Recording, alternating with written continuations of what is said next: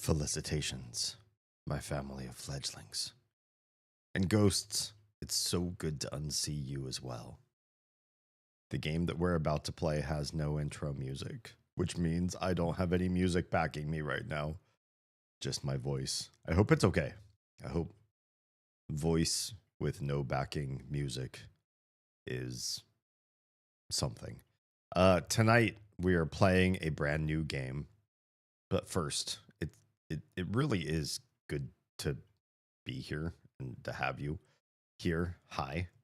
It's nice to do a little bit of pre-stream chat. I like hanging out with you guys while the splash screen is up. And here's something funny. Like, have you ever done something automatically for so long that you don't even remember the particulars of it? Or when somebody asks you, or you ask yourself, how is this done? How would you normally do this? You have no idea because you're so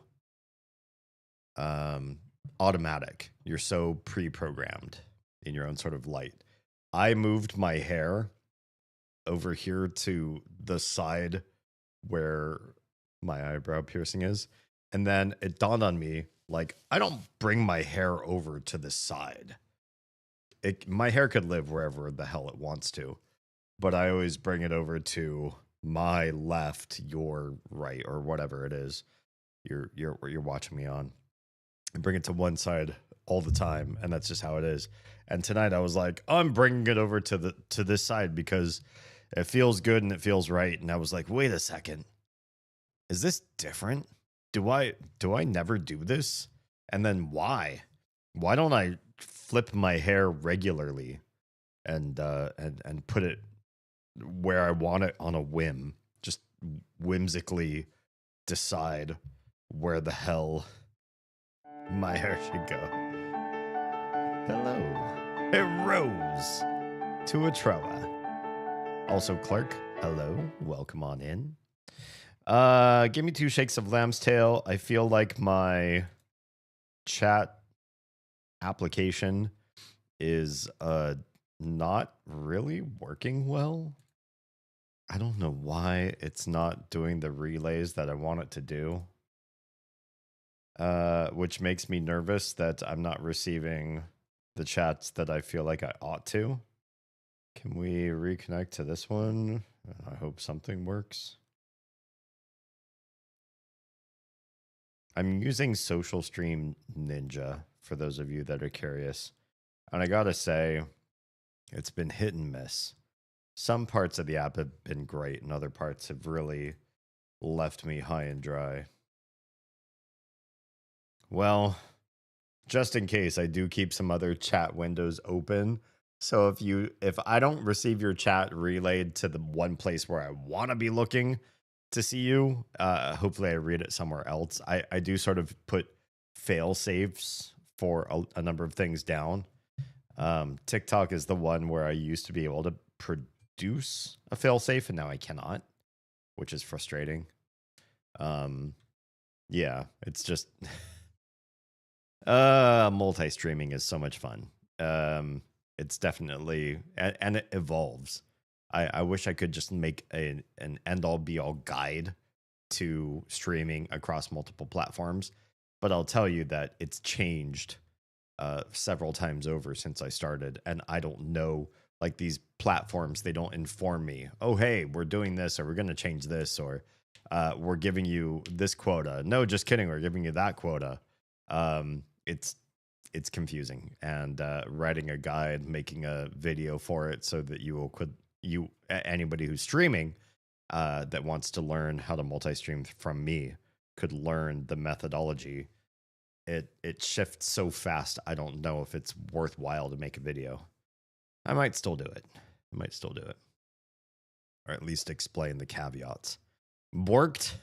It's been a bit borked for a few streams. True. I don't even know. Oz has told me that my captions aren't working. And to be honest, I don't even know how to fix that part.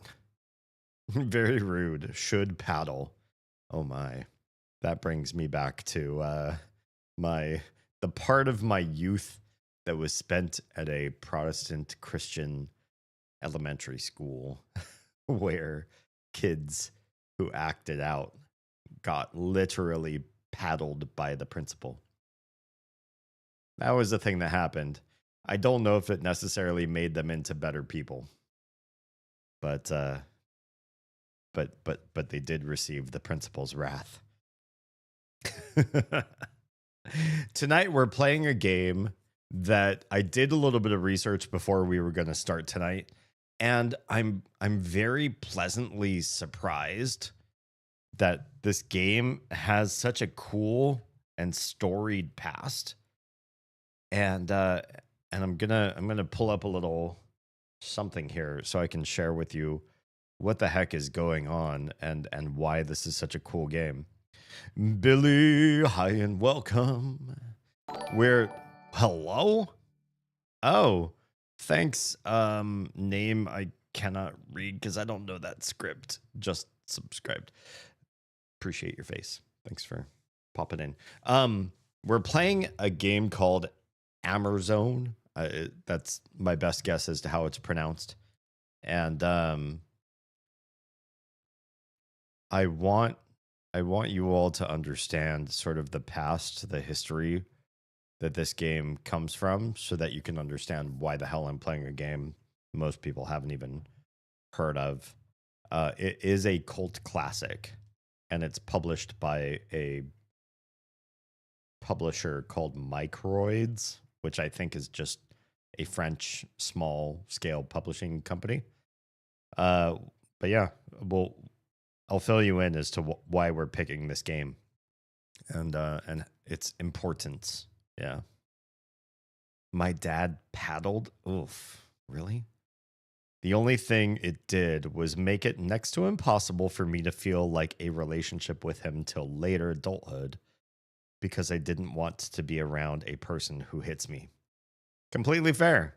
Yeah, somebody who takes a weapon and smacks you with it, even if it's supposed to do, minimal damage or not visible damage, it's supposed to still hurt you.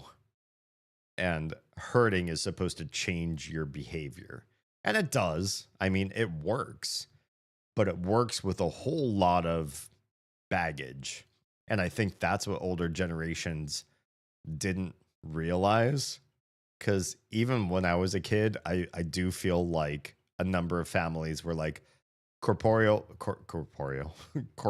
punishment works. It changes your kid's behavior for the better. And there's no negative repercussions whatsoever. But then those kids grew up, myself included, and it's like, no, it did. It changed us, and it did fucking really negatively affect us. And it's only until, recent years that we've learned that physical violence against a child to get them to change their ways, one, does work. So it confirms your theory. If you try it and you want your kid to behave in a different way, so you use violence, it does work, but it's dirty. Like there are cleaner ways to get your child to change their behaviors so that you get a child an outcome that you probably want.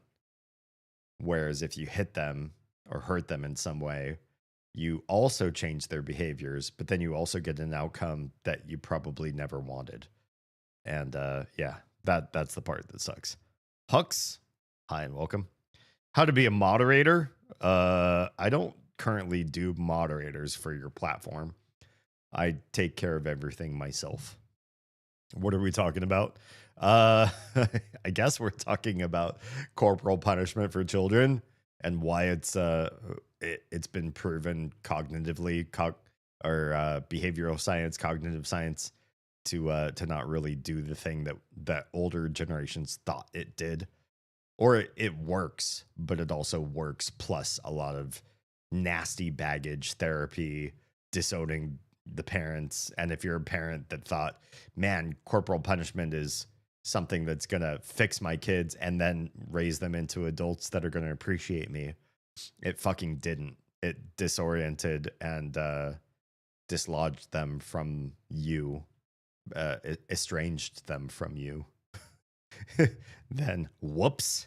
Why did that happen? I can't believe it. Well, the science didn't catch up for a minute. I didn't have a relationship with my dad at all till my mid to late 20s. I despised him. Don't blame me there. I had a similar experience where it was my first wife that got anything, the ball rolling in trying to relate back again with my father. Yeah. Crazy. I still don't understand how hurting your child is legal. True. And in some circles acceptable, but they don't agree that doing the same to another adult is okay. Right. Like you could just hit another person anytime you want. If you just dislike somebody, if they bother you or they threaten you or they scare you, you just felt uncomfortable and you're like, you've gotten close and you're scaring me right now. And I don't know what you want. You're literally just asking a question, but the way you asked and the way you approached me, and I'm in a headspace, honestly, it's just been a week. And so I just felt like punching you. You get like criminal charges thrust against you for that. You could have like a really bad week. Somebody could come up to you with a very innocuous question, query, or, they're trying to get help or whatever. And they reach out to you and you're like, this is so bad. I'm so anxious and depressed right now. And the way you're approaching me, it reminds me of my ex, and I've been abused in so many ways. And you remind me of my abusers, and I'm just going to lash out and give you a good punch. And then you recoiled and you ran away, and that resolved the issue. But then you told the authorities, and now you're suing me. And now I have to try to argue my way out of an assault charge. Yeah, that happens with adults. But when you smack a child because they were acting out, some cultures and some political structures is like, yeah, that kid is your charge. If you decide violence is the way to solve their problems, if that's how they're going to be a better citizen in the end, go for it. Do it. Be really mean and cruel and smack them around a bit, and you'll probably change their behaviors. For better, for worse, yeah, I don't know about that one. Unless you don't think your children are people. I feel like that is a thing too. I learned this before I ever became a dad, and it was part of the enculturation that got me interested in wanting to be a parent. An old friend of mine, I've spoken about him on stream before. I won't say his name tonight, but I've mentioned him before.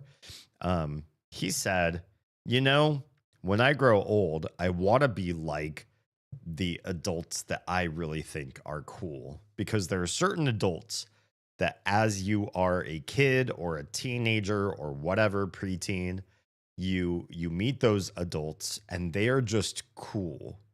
They connect with you well. Save what game? Hi, John.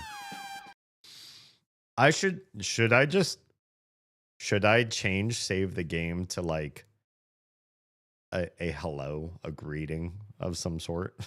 I feel like that's going to be a thing. What was I talking about? Oh yeah. My friend, my wise friend that I just add a check-in. Yeah, I think so. I think that's what Save the Game is going to become, because originally it was for Cyberpunk, which required me to remember to save, and I wanted you all to have a cheap channel point redemption, so you could be like, yo, D, it's been a long time since you saved. It's super dangerous right now. If you die right now, you're gonna regret it so bad. But since we haven't played that game in a hot minute and now everybody uses it as like a hello, we should change it. Probably. I think you should do a greeting one, but keep the save the game for when you need attention pulled. Maybe. I do think so Oz uses the Oz command, which is not fair because not everybody has access to that one. In Oz's stream, she has the Navi like hello or listen or whatever. I forget which one it is. One of the fairy commands, and that one works pretty well to get your attention away from the game, away from if you're monologuing too much or you're caught up in a Discord conversation, and chat just really needs you to read this chat. It's important. It's super important, and you got to do it. I think we need something like that. Yeah. Just a sign that we need to play more Cyberpunk? No, I can't. I love the game. I honestly, I love the game and the setting and that era and role playing in that world. But I feel like it is stream death. So probably not the best option for me. When I was playing Cyberpunk, it was really, really low engagement gaming. Yeah. I would play it forever. I that's one of my favorite games, but a lot of people hated it. Even after the 2.0 release, I don't think a lot of John Q public really caught on that Cyberpunk was good again or better than ever. And they were just like, they had written it off as being the 1.0 game, which is unfortunate. Yeah. So I'll have to play other games once we're done with these the mother-like game run, all of those games that are supposed to be in one playlist, and then tonight's the Saturday Night Adventure, which is all Myst-like games, of which Amazon is part of that. Yeah. But I do feel like my friend enculturated me. We were in high school, and he said, my favorite adults are the adults that are cool. They hang out with teenagers, no problem. They can chat with you. They can treat you like one of them. They're not trying to be a teen. They're treating teenagers like they're full-fledged adults and give them the same respect and listening and honor when they talk, and just bolster your self-esteem and really make sure that you feel supported, listened to. I feel like it's just it's the way we should treat other people, but some people forget what it's like to be young and decide that younger people, kids and teenagers, should be sidelined, should go to the dugout and hang out until it's their turn. And it just kind of sucks. So I've become the adult, thanks to my friend's commentary on this matter, who really tries to, every time I hang out with anybody, whether they're 5 or 15, is like, treat them like their thoughts matter, their stories matter. They are a full-fledged human being, which they are. And even if their ideas or conversations or revelations are half-baked, you know what? Frankly, so are some adults. So if a 5-year-old tries to talk me up and I'm like, oh, that's cute, they're thinking down a really wrong line of logic, and this is not probably a very mature way to communicate with somebody. I'm not going to hold that against them. You would never hold that against a 5-year-old. But honestly, I've met plenty of old people, adults, well-established folks, some of which are in highly influential positions, have equally bad theories on life, theories of knowledge. And it just makes me think, yeah, I should respect kids more often and listen to them like their ideas matter, because I've met so many people getting gray hairs, or they're married, or they've lived on their own and developed so many ideas, and they're still coming up with similar theories or similarly bad concept. Yeah.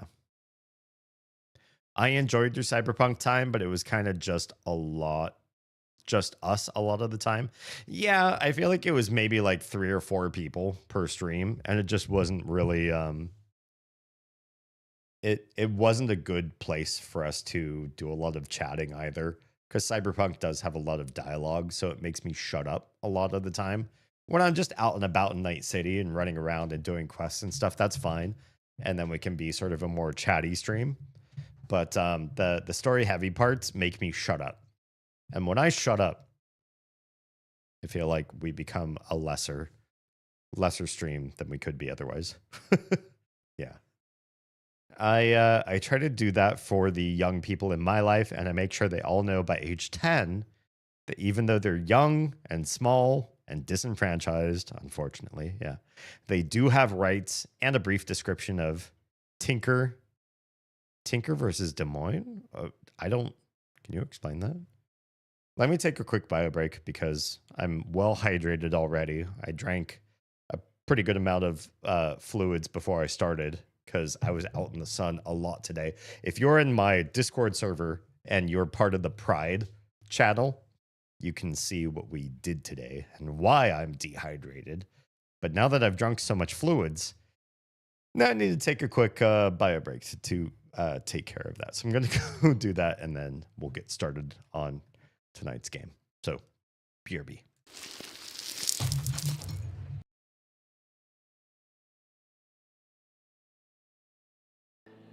How can I, an inanimate object, create animate objects? Ah, the old Tootsie Roll question. Oz is my wife, life partner, mother of my 2 crotch groblins. Groblins? I'm just gonna roll with it. Like that wasn't a typo from the mouth. Welcome. Should save again. I feel like it. Oh, we can't. Okay. Good thing we saved before we got here. Although I'd hate to watch that whole cutscene again. I just want to be let out. I remember this area and I just want to be let out of the cage. Coming out of my cage and well, I'm not coming out of my cage. That's the problem. Okay. Well, I think there's only one thing to do while you're in here, and that's I would describe it, but you're streaming. understood. But it's basically me enveloping his cock in my mouth. That's it.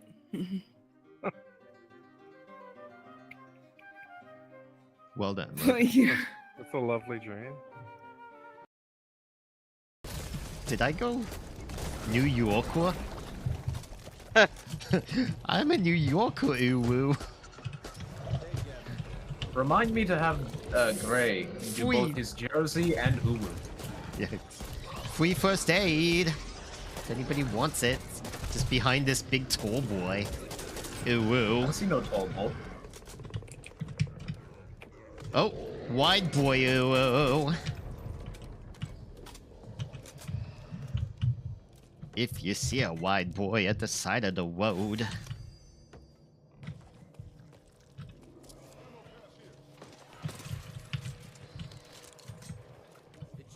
I don't know what you do to him. I just wonder if you do. What might happen? It will. Of course I can't move forward. Like, I get frustrated at how many things don't open. Jeez.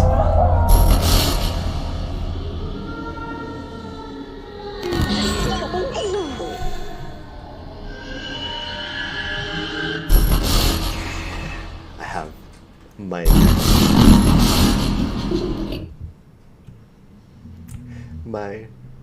the soles of my feet have goosebumps right now.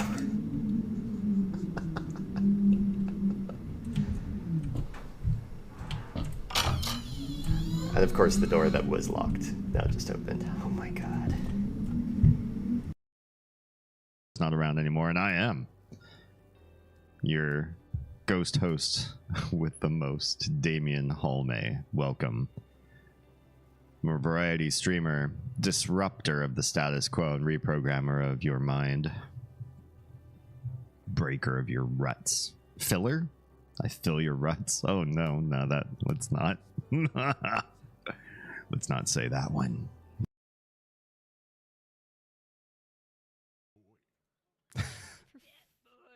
Yes, Oz laughs like with all of her essence. Oz also burps with all of her essence.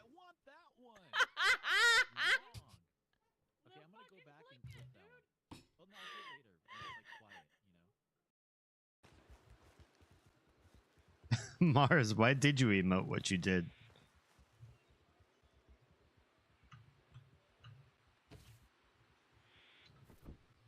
I actually don't know how to get my horse back up now. Could she need for something? I still feel like I need to delete that clip. I only clipped that so I could send it to the mods or the team behind that particular Red Dead Redemption multiplayer server because we were robbed inappropriately. Yeah, what is Tinker versus Des Moines? What does that mean? What does that mean? I need to know. Did I ever explain or finish explaining the hair thing? I think I parted my hair in the wrong direction. I don't think it usually sits on this side. I think it usually sits on the side with my my earring, and then I flipped it tonight. And I don't even. I'm not sure why. It fell off, and then it was like, "Fuck it, just go with it, just roll." And so we're doing that. Yeah. Yeah, we did make a garden. We did.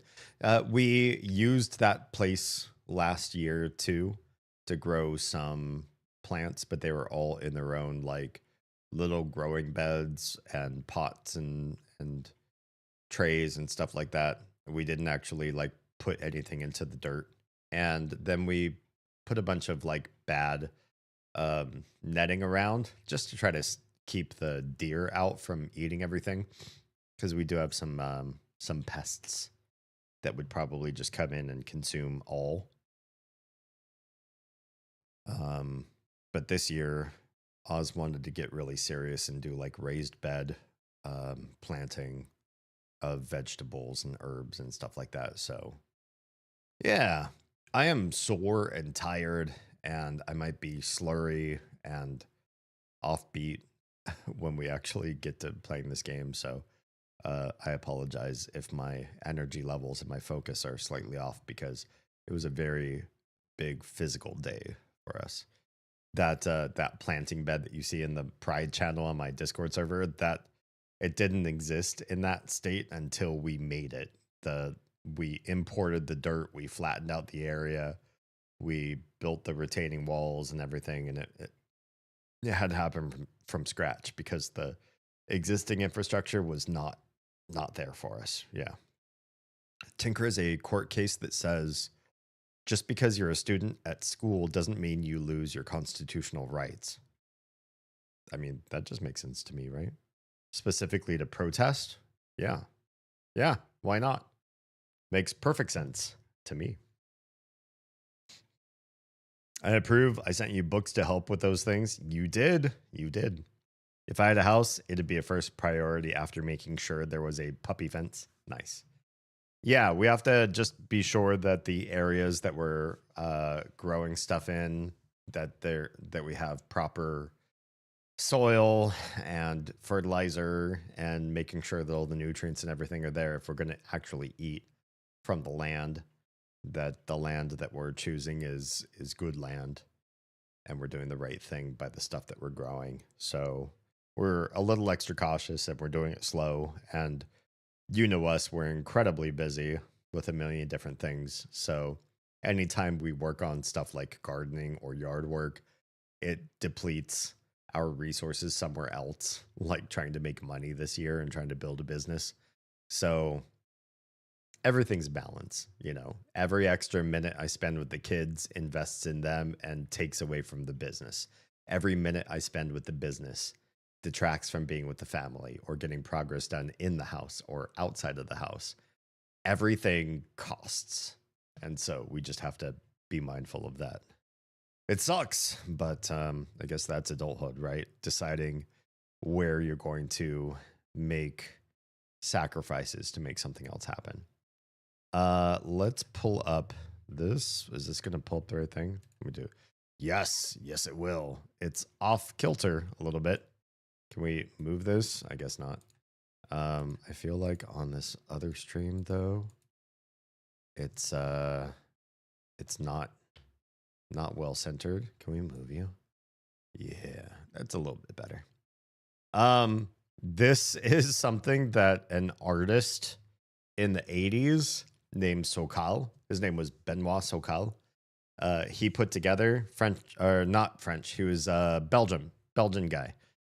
Put together this duck private eye storyline called Inspector Canardo being like a French duck sort of name, sort of guy. I feel bad looking at Private Eyes. For some reason, I don't know why this is a trope. How many people in the detective industry or whatever, and this is like, romanticized, that there were people that did investigations that were not part of the police force, right? So why that happened and why we have all these stories like Sherlock Holmes was not technically part of Scotland Yard at first. And I don't know, Nancy Drew and the Hardy Boys and Encyclopedia Brown. Like, there's so many people that we've written stories about. They're sort of like gumshoe detective. Even the Rescue Rangers, Chip and Dale, who originally were just like, a couple chipmunks that used to piss off Donald Duck. And then they're like, oh, let's give them their own show and we'll make them detectives. And they'll be, extra police, outside of police detectives. My question is, why does this read so well? We've got the interrogation light behind the duck. That makes perfect sense. The duck is wearing a trench coat. That makes perfect sense.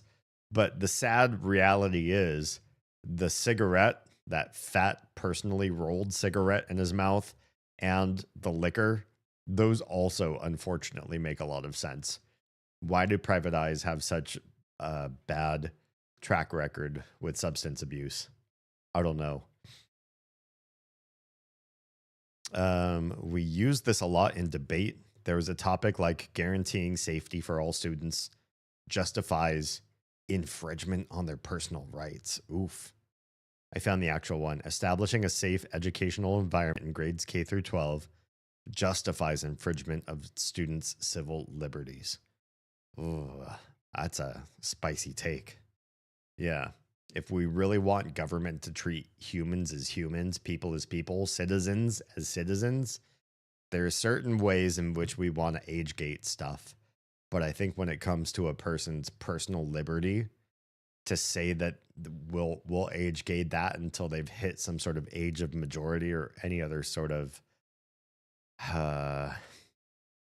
what's the word I'm looking for? Arbitrary place in their development. It's painful, right? I think it hurts anybody, especially if you can put your feet in the shoes of a high schooler and say, do you deserve equal rights to an adult? At least as far as, personal liberty. People are people, so why should it be? I think I know where you're going with this. That you and you missed the I, would get along so awfully. I think, was that the one where I think I misheard the lyrics when I was young. I think I heard that particular song and I thought, no, I don't think it's that one. I'm trying to remember which song it is. There's like a Depeche Mode song. It's Depeche Mode, right? That you're talking about right now. If I do a new window, do we still see the duck detective? We do. Great. Wonderful. What a beautiful duck. What a gorgeous duck.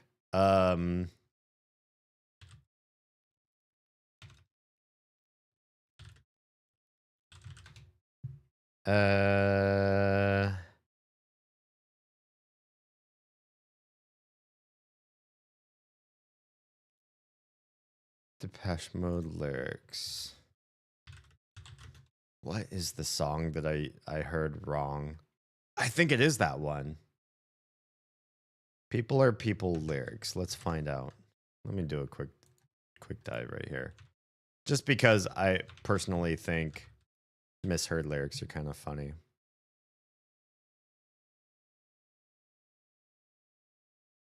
Yeah. This is the one. Same song that you just quoted. I heard in the lyrics, I can't understand what makes a man hate another man. Help me understand. I heard him say, I can't understand what makes a man, period. That's the end of the sentence.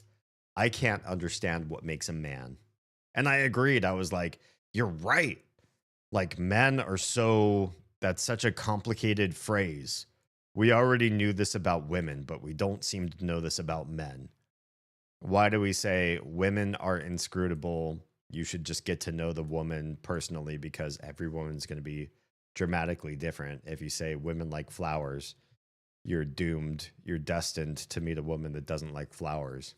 And the fact is, women are myriad of tastes and interests and proclivities and the things that they love and the things that they hate. You should really not think of women as women so much as, if you're interested in somebody, they happen to be female, forget that part and just learn who they are. Don't think, oh, women like this. Figure out who you're interested in and just work on getting to know that person and the things they love and hate. Just makes sense. And the same thing with men. You know, somebody out there might make the argument, and I think this is the red pill incel community for a long time. Men need to be able to eat more protein every day. Raw red meat is good for you, and you should be able to shoot a gun. You should be able to fix things, grab a wrench and whatever. It's like, historically, men did not always fill these roles. There were always men who were aristocrats and wore, oh, thank you for doing that. Men that wore lace, men that played piano for a living, men that worked on watches in a workshop all day long and didn't talk to anybody. They didn't run out and go hunt deer, right? But they were still important. Men who wore a fancy religious hat and robes and taught people about how they could save their souls all day long. They were not watching football. They were not grilling barbecue. They lived in a monastery with a bunch of other men, and that was okay for that person too. Like, manhood is as solidarity building or like unifying as womanhood is. In other words, not at all. But this was not the proper lyric for people are people. I just thought, I can't understand what makes a man, period, was the line. And then the next line I thought wasn't hate another man. I thought he said, it takes another man. Takes another man to help me understand. And I was like, that's kind of deep. Maybe a little homoerotic, because maybe if you get in a relationship with another man, they can help you understand your own manhood. And if you don't, you'll never really know manhood. I was just trying to understand the song based on what I heard. It takes another man to help me understand what makes a man. That's what I thought they were trying to say. And I was like, that's deep. And maybe a little bit gay, but that's okay. You know, if you really don't know your own self as a man until you've been with a man, maybe that's the answer for some people. Maybe that is how you discover it. But that's not the line.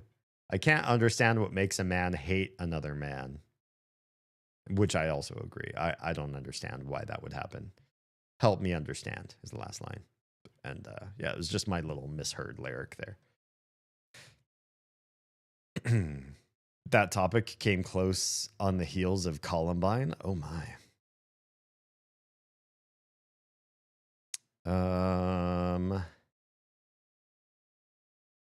Yeah, it is because he pauses.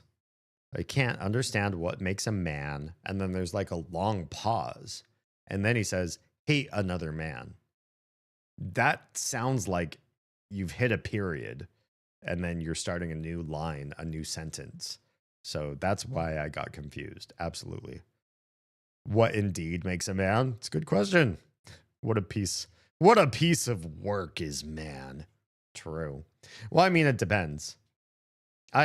One of my least favorite trends on the internet, since people became influencers and decided to share their viewpoints with the greater world out there, is people who lump or what's the word I'm looking for? There's a specific term when you get brought into a greater cohort that you really don't belong to. It's not just lumping people in. There's a term, and I can't think of it. But yeah, this idea that we'll look at your defining characteristics and then we'll start using them. You're a Scorpio. We all know what Scorpios are like. You have this skin color. Well, we know what that skin color with this zodiac sign, what that means, everybody. And what generation are you again? Oh, okay. So you're millennial. Well, millennial, Scorpio, this race, like it all makes sense why you would be this, and this. You're probably undiagnosed with ADHD, by the way, because of these other ways in which you interact with the world. We're just gonna assume you're probably there, or you're on the spectrum, or you're just unmedicated, and that's okay. And then they start filling in the rest of your life as though they know everything about you. Well, to be part of a cohort, to share identitarian aspects with other people, does not sentence you, does not force you to have the same ideas, proclivities, values, virtues. That's the part that really bothers me, is that we believe that we know about certain subsects of people and that we can extrapolate what we know about 10,000 other people that are like you. Therefore, we know what you're going to be like. That's just not the case. I find, especially at the sibling level, this is true for me. I have 3 siblings. If you look at the 4 of us, we are not related except through parentage, blood, genetics, etc. But our interests, our religiosity, our political background, our very core of why we exist on this planet and what we want to leave behind when we leave, we are 4 dramatically different people from each other.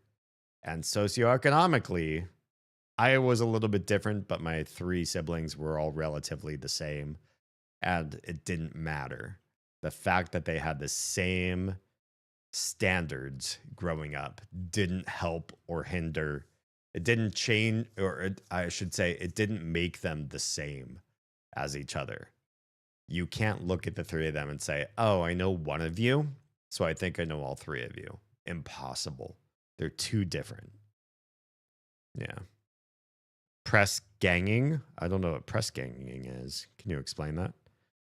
Tro says, I have 9 siblings. None of us is remotely like the others, right? So what could you possibly say?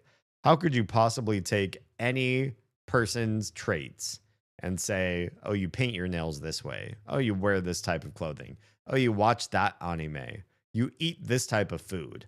I know other stuff about you. Impossible. Refuse it. Stop trying to guess what people are like ahead of time. And just ask more questions. In fact, I would argue the more questions we ask about people, the more likable we are. because there are so many people out there that just make blank, stupid assumptions that it's refreshing to meet somebody, and I try to be this somebody, to meet somebody who says, I don't know anything about you. I'm looking at you, and ideas might pop into my head of who I think you are, but they're wrong, or they're very likely wrong. So what I'd rather do is ask questions. Even if I'm right, it's probably better to ask the question first than to assume, because I think, personally, that's probably one of the fastest ways to make an enemy, is to find somebody and say, I have an idea of who you are. I don't think a single human being on this planet loves hearing other people tell them their idea of that person. Yeah. Even I and the other gay guy in the group, polar opposites. Yeah. You grew up with the same family structure. I don't know the difference in age between you and the other gay sibling, but relatively living the same structure and household and opportunities and everything, and doesn't matter. People just we don't really cohere or group up under under guessable, predictable standards like people wish we did. Press ganging is from Old England. I don't know this. Please teach me new stuff. I love this. There was a gang of sailors sent by Her Royal Majesty's Navy, and they would literally beat up men they found in towns. And press them into Navy service. Interesting. So compulsory by means of beating up. Hey, you should join us. Our job is great. And the guy says, no, thanks. And you go, well, now me and 5 of my friends are going to come punch you until you say yes. Jeez. That sounds like England, honestly. 3 years difference in age. So you had as close of upbringing as most siblings could ask for. That's crazy. And you're not comparable. They would literally kidnap them. Oh, so they wouldn't just beat up somebody. They'd just take them and say, hey, we're not even going to fight you and see if you win. You're part of the Navy now because we saw you and that's what we decided. Jeez. They would be on a boat. I mean, yeah. How do you escape from a boat? If you couldn't fight back between being seen by the Royal Navy and getting on the boat, if during that time you could not escape, then you're cooked. That's it. Once you're on a boat and you're on the high seas, what could you possibly do? Yeah, most people couldn't swim either. In that era, that makes sense. There are just certain traits that I feel, certain skill sets that I feel were adopted by later generations as something that they just felt, whether or not you lived near water, this is an important thing to be able to know how to do. Oz and I have been thinking about this as far as the crotch goblins go, right? Like what things will you not be taught in school, but are still super important for you to know, just in case England starts stealing people and pushing them into the Navy again. You maybe should know how to escape and swim back to shore so you're not caught by. No, that's not. But there are traits, there are skill sets that I think we look at now and say it's not covered by school curriculum, and I still want my kids or my loved ones, niece, nephew, cousin, whatever, to know this shit because it's important, right? So Troa's sibling, is shy, quiet, but also cold and withdrawn. Very different. Yeah. I'm open, warm, and friendly to a fault. Just one topic, and it just goes on from there. Yeah. Weird. Yeah, but I mean, honestly, and that's not just siblings. That's just humankind. You can find two people that look identical. Hey, you're like my twin. One, you could find twins, but twins do have sometimes this pressure to twin up, to use twin as a verb instead of just a noun. And like, well, my sibling in the womb is choosing this. I'm going to choose this even if I don't like it, because there's like an expectation somewhere in your head and heart. But most siblings, no matter how close the family happens to be, they're not really necessarily going to be the same people. They're going to like different friends and have different interests and different color, different favorite food, different everything. And if you know that in the course of a family, if you can think of your own family, anybody who's in a nuclear family portion of your family tree, and you realize they're not a carbon copy of the other people in that same nuclear portion of the tree, why would you ever look at somebody else that you don't know and say, I know stuff about you. I see your skin color. I see the way you dress. I can hear you speak, and you speak with an accent, and I know stuff about you. Bullshit. Yeah. Yeah, my mom made sure I learned how to swim well. Yeah, why do we do that? Oz and I were recently looking up, like, do we need to eventually pay for orthodontic work for the crotch goblins? That's going to be crazy. I'm almost down to make a stream goal for it, because stuff like braces and palate expansion and all that kind of stuff, that can impoverish a home unless you're well off right out the gate. Because the weird thing about dental insurance is dental insurance tends to not cover all the orthodontic work that you might want to give a kid.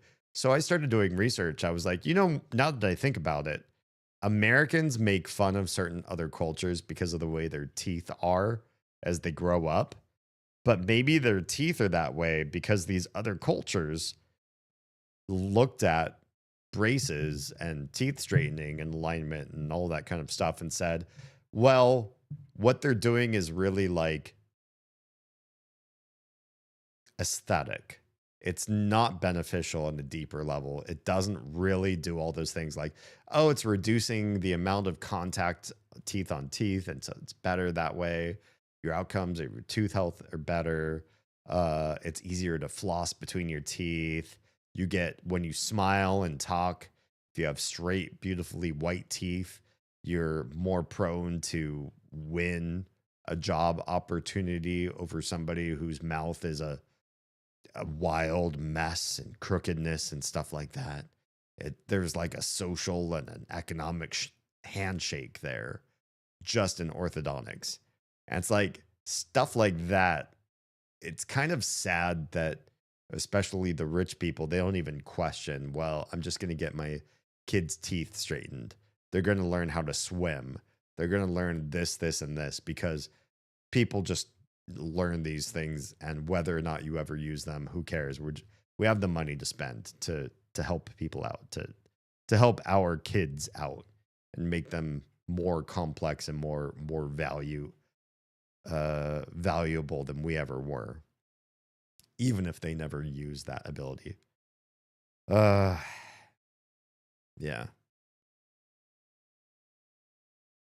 And you learned how to swim when you were under 10. Do you live near water now? Is it worthwhile? Did it unlock something for you? Are you safer now because you know how to swim? Just curious. Tro says, my mom had a near-death experience as a kid in water, scary, and was terrified of it, but made sure we all took lessons and then went to water parks. I mean, that part's pretty cool. Just being able to go to water parks a lot, that's fun. I went to a number of water parks in a certain phase of my life. Like it was pre-teen through like mid-teens, being around spraying water, floating water, moving water, um big water slides, like all that stuff was just perfect. And I did live in a lot of hot places, especially hot summers. God, just having all that kind of water spraying and splashing and pushing you everywhere. It's blissful. Yeah. My parents' fears were not our burden. In some ways, we found a bit of joy in places they wouldn't be able to describe. I'm not sure I understand. Were they not like they didn't actually want to be in and around water? They just wanted to make sure that you were comfortable in water? Is that it? Like your mom would never actually partake of anything in the water park? Yeah. That's kind of sad. That's unfortunate. Um, I would say uh, my mom raised me, and she definitely said no to a lot of stuff. So as she raised me, took me to different things, and got me involved in different experiences, she was not like ride or die next to me doing all the stuff too. She was very reserved, had a lot of fears, a lot of anxiety and anxiousness. A lot of that was learned behavior too from her experiences when she was younger. And that just meant that as I fell in love with stuff, if I was interested in something and she was the one who exposed me to it, I had to let go of the idea of just because your own mom shows you something doesn't mean that she's going to partake with you. It doesn't mean she's going to be engaged with you in that activity. She's just there to facilitate its existence for you. My mom wouldn't approach even a pool. Oh, that's a shame. I feel like water parks are so low stakes too. Like there's some places where like there's one water park I used to go to in Pennsylvania, and it was just like uh there were slides, yes, there were splashy parts and raining parts and places where you could just get doused. But they also had these like lazy river scenarios. You would just like lie down in an inner tube, and maybe your feet would get wet and maybe your butt would get wet, but you weren't really going in the water, under the water, getting splashed by stuff. You were just sort of floating around, and you could just like loop around these lazy river scenarios. I don't even think they made you leave when you looped back to the beginning. So you could just lie down in an inner tube and spend however much time you want just sort of like floating and chilling and relaxing, maybe even passing out. That sounds nice. When we had our excursions on the houseboat in summer, oh nice. She would need help down the ramp to the sand. Gotcha. Yeah. So back to the duck investigator that we just saw a little bit earlier in the stream. This guy, Benoit Sokal, he made in the 80s a comic based on a duck private investigator. And then after being a great artist and doing this comic book series in the 90s, decided that he would be a game designer, game developer. And so he did art, he did game design, and he was part of a team for a publishing house called Microids that developed this game called Amazon, the one that we're going to be playing tonight.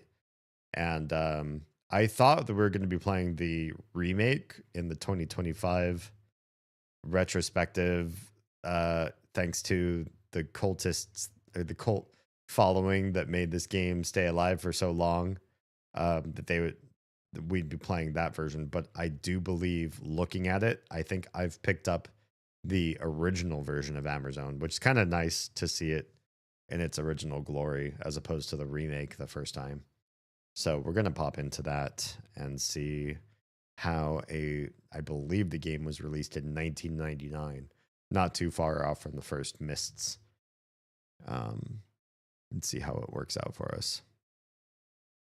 Mom liked the lazy river when we went to water parks. Nice.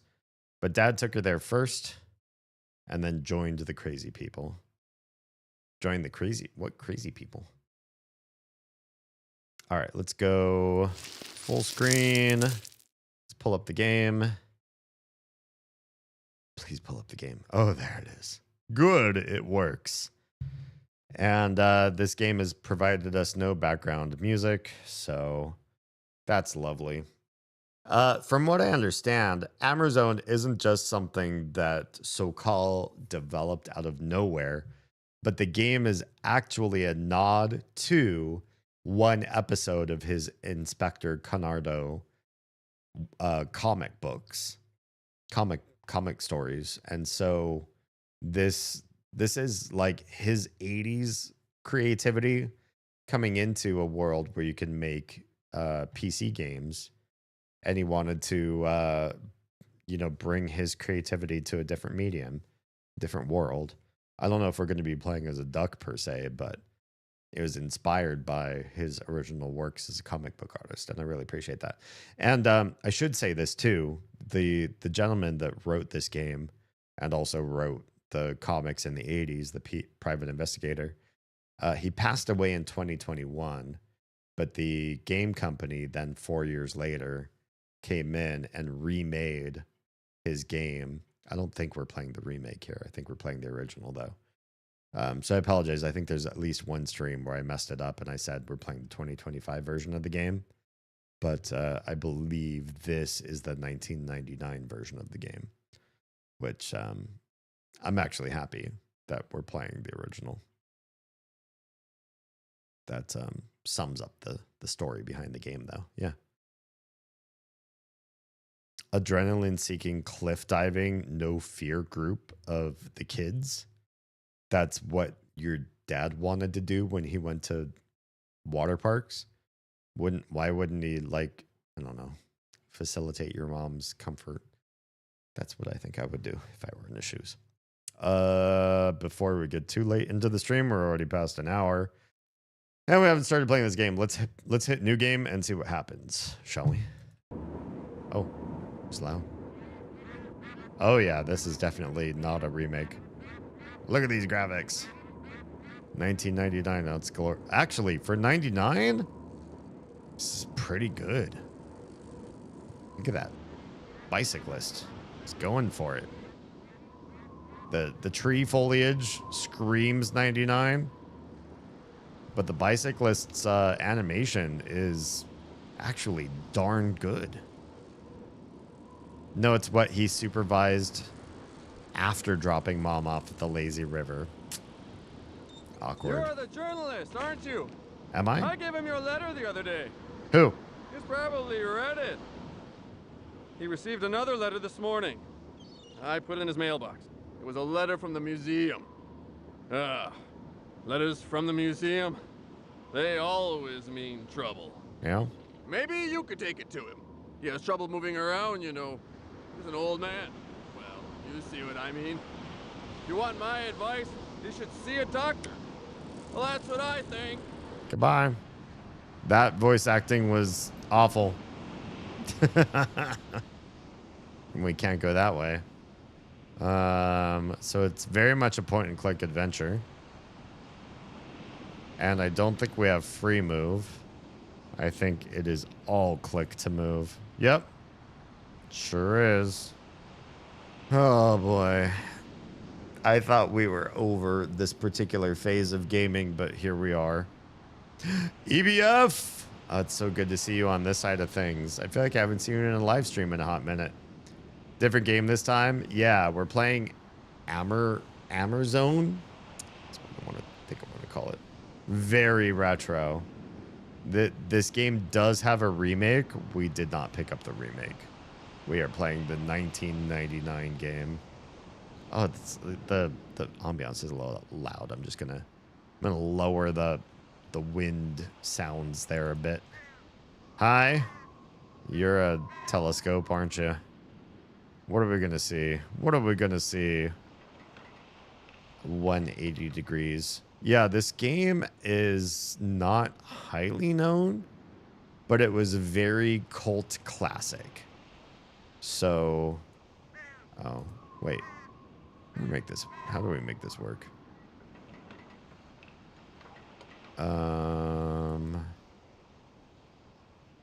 Maybe that's it. 90 degrees, 0 degrees. So, for the people that played this game and know this game's world, they're going to have such nostalgia, but not a lot of us. All right, we're moving towards that thing, I guess. I've been playing video games a lot recently, so yeah, nice. This is a recommendation from one of our own. One of the fledglings. Actually, I think she's a ghost. Sierra Estelle said we should try this game because we've been playing all the Myst games, and this is very Myst-like. And I can tell you right out of the gate, incredibly Myst-like so far. What's this mail in the door? Oh, ads. Rude. Hello? What happened? How do I check my eye for inventory? Oh no, I don't have a button to check my anything. Wait, you can just skip your own ads? Or the ads that come up for you? Nice. Okay, we're in. Mail. Did I accidentally push it through that door? Because I see a little box right there, but I can't seem to address it. Is there anything we need to do to those? The sky looks pretty dismal, not gonna lie. All right, we're heading toward the back of this, which has this ridiculous metal. I thought maybe it was going to be like fire escape stairs, and it is not. It is something very mechanical. Can we see it from the other side?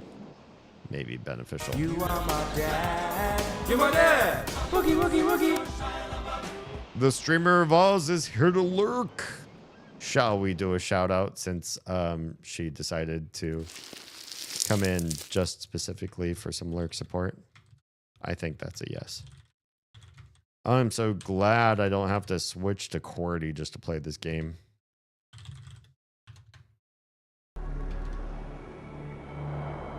Oh, what is this? Definitely an older game, yeah.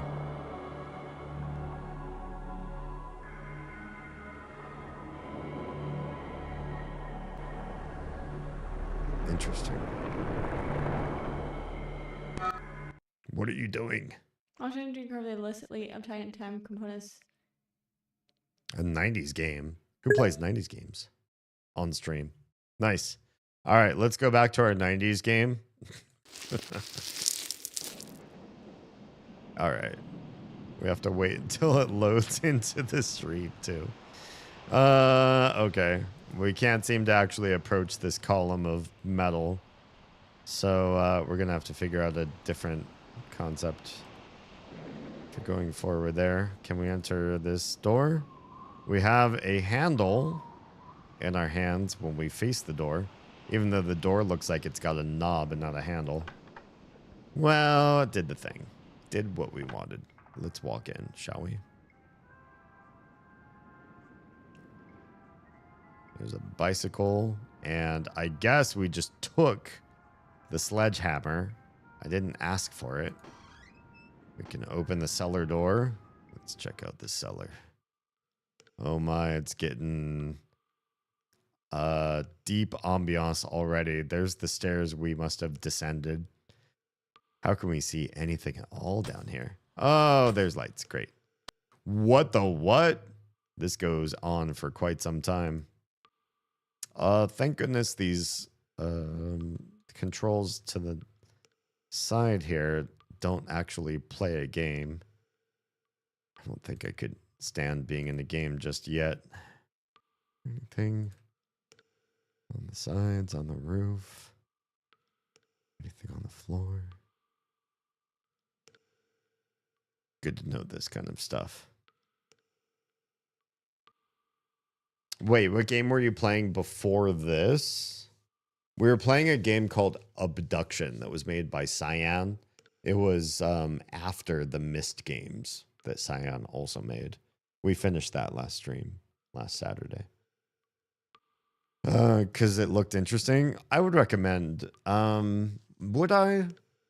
Abduction was the setup and the learning initially, maybe like the first third of the game, I felt like Abduction was worthwhile.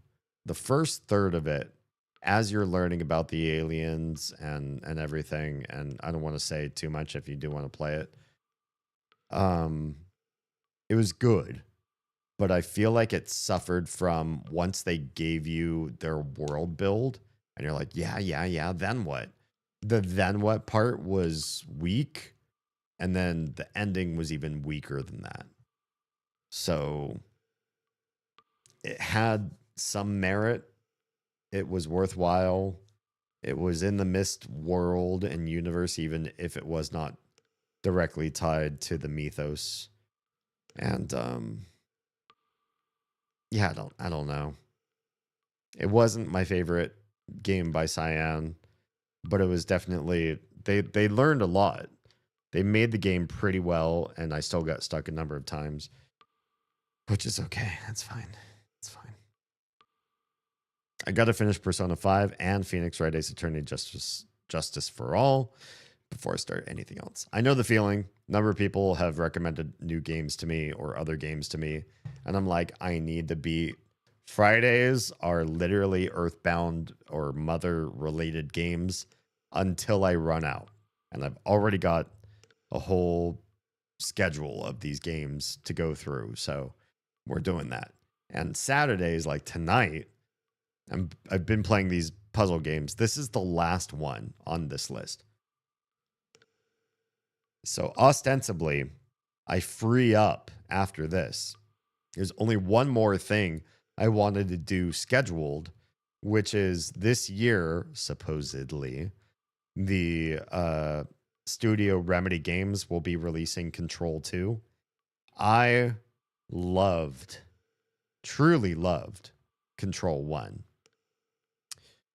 And so I'm excited to play Control 2, and I would replay, and I will replay Control 1 so I get it on VOD, because the first time I did play through Control 1, I didn't save the gameplay.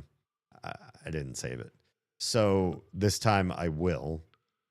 You'll be able to see the VODs on those. And then hopefully by the time I finish with Control 1, Control 2 will be out or nearly out.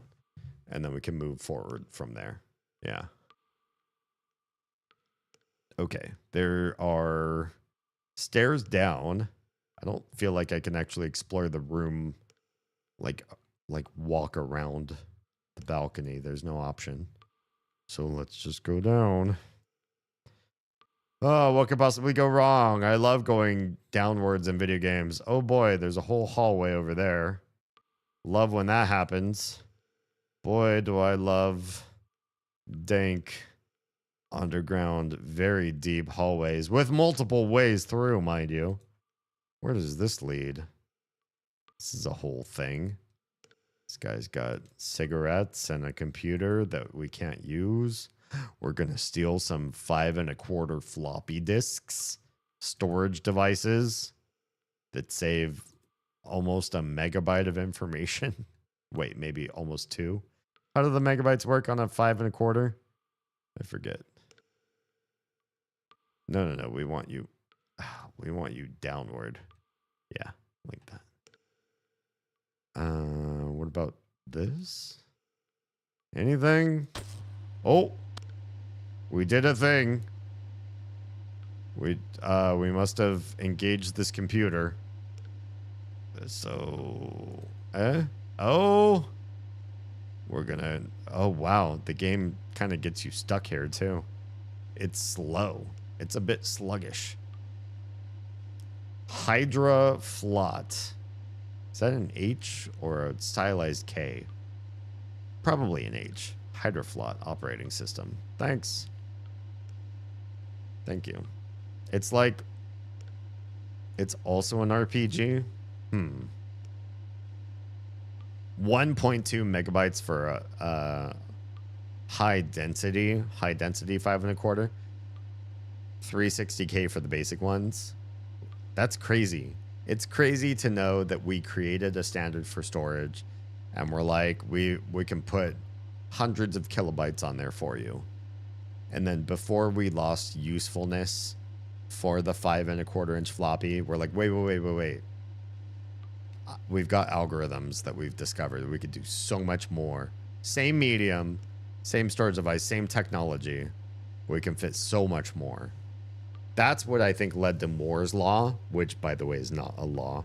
For those of you that don't know what Moore's Law is, it was this concept made by this guy that was just looking at technology and decided, wow, technology moves so fast. I predict it's basically outpacing its own production, productivity, speed, complexity by like double every 2 years or something along those lines. And just, it was so pseudo-scientifical.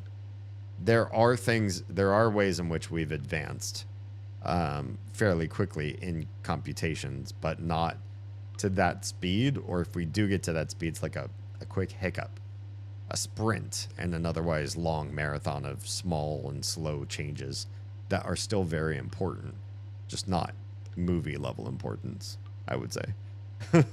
Yeah. I think you were thinking of 3.5 discs. Me? No, I actually forgot. Or are you talking about Jam? What's the 5.25 actually hold? Are you saying that? Oh, here we go. Every time I alt tab out, this game shuts off. Why is my bitrate so bad right now? 5.25-inch disk drive storage. Let's see if Jam is right. I'm not looking for an enclosure. I just want to find facts. I can't believe they sell these drives. Like, Newegg is just like, yeah, you can buy this drive if you want. Why don't you do it? Ha, get it. Get the storage and get it now. Wait, why is this so zoomed in? Oh, because what we were looking at with the author of the game. Categories. Can we see storage on these? Jeez. There is an 8-inch floppy disk in the 1960s. 200 millimeters in diameter. Wow. And they first became commercially available in 1971. That seems so recent for something that's so big. So the 5.25 was developed in 1976, which also seems relatively recent in the era of computing. Tell me about storage. Why don't they say storage right out of the gate? Oh, here we go. The most common capacity of the 5.25-inch format in DOS-based PCs was 360 kilobytes. That was for the double-sided, double-density format using MFM encoding. I don't think I've learned about that. I'm a nerd, but I'm not this level of nerd. Yeah.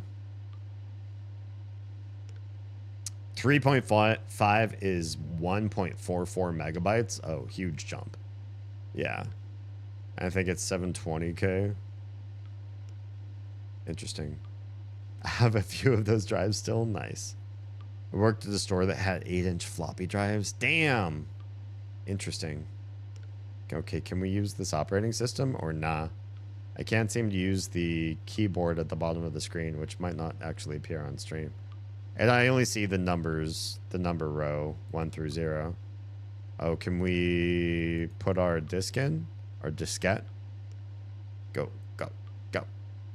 It's not going to go for whatever reason. I thought we actually grabbed it. Wait, what if we right-click? Oh, right click gives us an inventory. We have a backpack. We have the word inventory here. Here's the letter that we never read. Sledgehammer and the diskette. So first, let's check out this letter. Right click doesn't work. Left click? Yeah.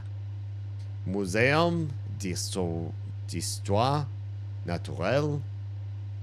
Jardin des Plantes. Plantes?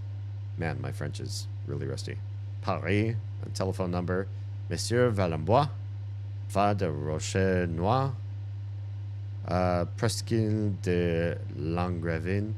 From what I understand, Benoit Sokal, he was not French, but he lived in a French-speaking area in Belgium. Anyway, enough of my awful French because it's been too long. Sir! See, he seemed to say. Sir, said Edouard Moulot, the curator of this museum, I guess.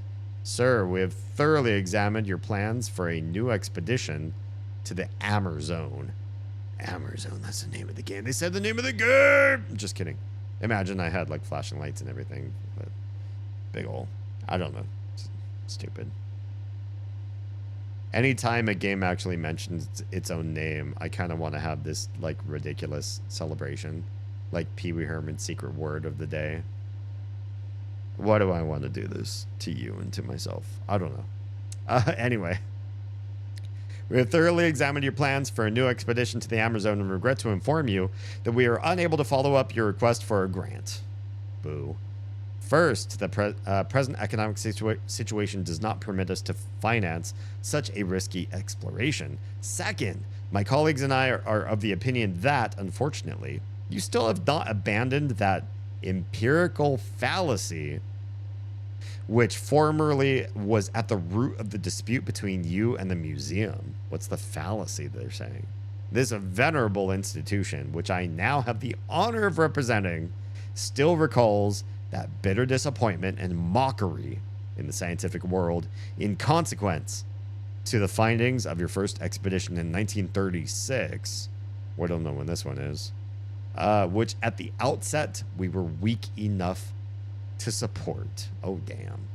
Like my honorable predecessors did back then, I would like to warn you against the dangers of an undertaking in which adventurous fantasies supplant strict scientific rigor. Edouard Moulot, curator. Your French is almost as bad as mine. Yeah. I speak 11 languages, so that's my excuse. I just don't remember the French pronunciation guide for words, and so some things come up quickly and accurately, and some other things just do not.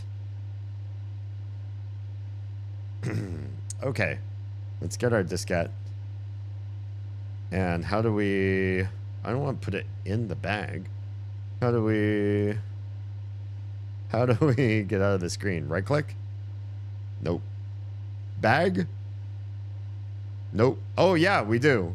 Because now it's our cursor when we hover over the disk drive. Password. I hate you. Ugh. 6 different numbers. I don't remember seeing this. And so I want to escape out of this somehow. I don't want to do a new game. How do I just say leave this area for now? There. We'll look around. We'll find the answer to these questions. I have no controls that move me. I just have to, it's just point and click. I guess my left hand can just chill, do what it's doing. I want answers. Let's go further down this very dank, dark tunnel. What do we have here? Nothing I can interact with, apparently. There's the gears icon, which says we'll have a little mini adventure, but I've got nothing for it. I hate password segments in games. Honestly, yeah. The only time they're good is if when you find the password, the game memorizes it for you. Cyberpunk was great for this. They would tell you a password and you'd be like, oh, should I take out a notepad and write them down? But then you go somewhere where the password or passcode, whatever that it happens to be, it's required. And if you were exposed to it before, your character whips out the knowledge and just digs up the password, memory banks or whatever. It happens. These are the stairs back up. I want the password. We haven't figured it out. Not just yet. So how do we... These are... Oh, gotta look up enough. I had to check every single piece of evidence for the password in Phoenix Wright Ace Attorney. Rise from the ashes. Sorry to hear. There are more stairs up. Got the power on here. Oh, let's turn it back on. Sorry. I didn't mean it. Back here again. Can we steal the bike, please? Let's go up. Man, that was a long cutscene. Just to get us part way up the stairs. We're not even all the way up the stairs. It's suddenly very brick and very industrial around here. Interesting. It sucked. It turned out to be just a bunch of sevens. Jeez. Rude. Whose face is that? Hi.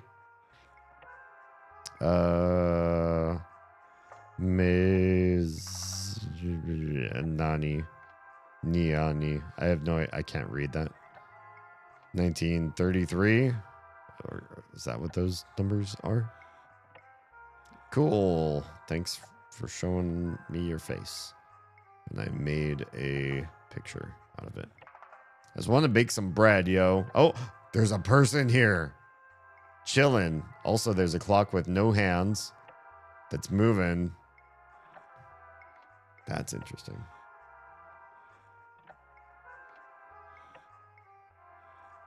I'm not even going to give context because it's just major spoilers. Probably good. Thank you. All right, let's talk to the person we did not expect to see, because I forget, in Myst, you really don't meet people. You see recordings of them like in books, and they can wake up enough to talk to you with enough pages rendered them. But there's nobody just like hanging out in the room with you until the very end. Hey, friend. Let's chat. You are the journalist, aren't you? I guess. Amazon? Amazon? Too late for me. Too late. It's all over for me. I am no longer in good health, my friend. It's a pity, but what can I do? In any case, Amazon, all that. No one ever believed me, so... After all those years, it's incredible. The egg. It's still alive. Yes. I had planned to take it back over there to Amazon. My expedition was ready, had it all planned out down to the smallest detail. But now, it's all over. I have no strength left. I have no strength left. You must go for me. You must go. Take the egg back. Take the egg of the white birds back to Amazon. I beg you, please. This is really bad overdubbing. Should we switch it to... Can we do... Oh. Did you, like, pass out? The graphics are so uncanny, it's kind of creepy. They're definitely of an era. Yeah. They are a little bit creepy. Can we... Options? There's no way to change the language. So even though I hate the English voice acting, and I know that this is a game published from Belgium, which probably has great French voice acting, and then they skimped on their budget. when they got American voice actors, they found this guy sounded like he was 25 doing a 80-year-old's voice. And you could just tell, you could smell it. It was really... And then the pacing. The pacing was probably meant for the original French with the animation of the guy's voice. And then they just tried to fit the English script as best as they could. It was not great. And I can't change it. So that's just going to be how we appreciate this world, I guess. Can we save right now? Oh, never mind. Left the screen. This guy has trapped us in a room. How did this happen? Feels like a trap. Oh, suddenly we're back with him again. Hi. That's literally... Oh, wait. Did I not? Wait. Where was I just? Was not up the stairs. Hi, pig. Hi, dear thing. It's a lot to see. Leoco femelle. Leoco male. It's just some bird, male and female species. What about this one? Hello? Oh, we just took it. Interesting. Hi, friend. Caphardus horribilis. He's pretty horrible, if you know what I mean. What about over here? What is this? Cannot click. How dare you? How dare the game decide what I find interesting? Okay, that's fine. That's fine. Not much to be had there. That's very missed. It always spins at the same amount of times back to the same place. This, I remember one of these machines in Layers of Fear 2 had one of these slideshow machines. But how do we... Is there a way to manipulate it? That's the lady I saw a picture of. We do seem to really love pictures of this person. Okay, it's just two pictures of the same. Thank you. Thank you. I appreciate your interest in her. There's a ladder up there and then stairs up there. Let's do the ladder first, shall we? I know it's called ladder. It should be afterwards. Just kidding. That's a little caiman or something. A little crocodile, perhaps. Baby. What do we have here? Wait. It's not what I expected.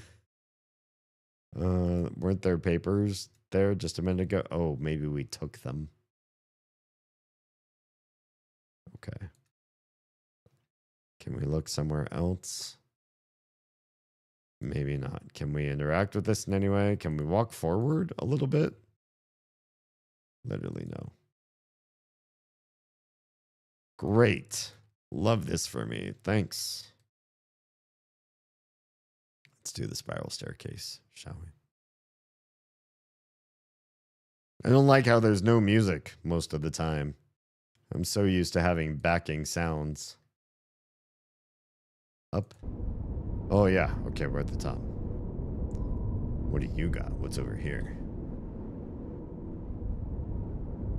Looks like some sort of schematics for a... what do you call these? Planes that float on the water when they land? What's the term? It's probably not like boat plane. This looks like it's the German name for it. Hydroflot. Perhaps. What about you?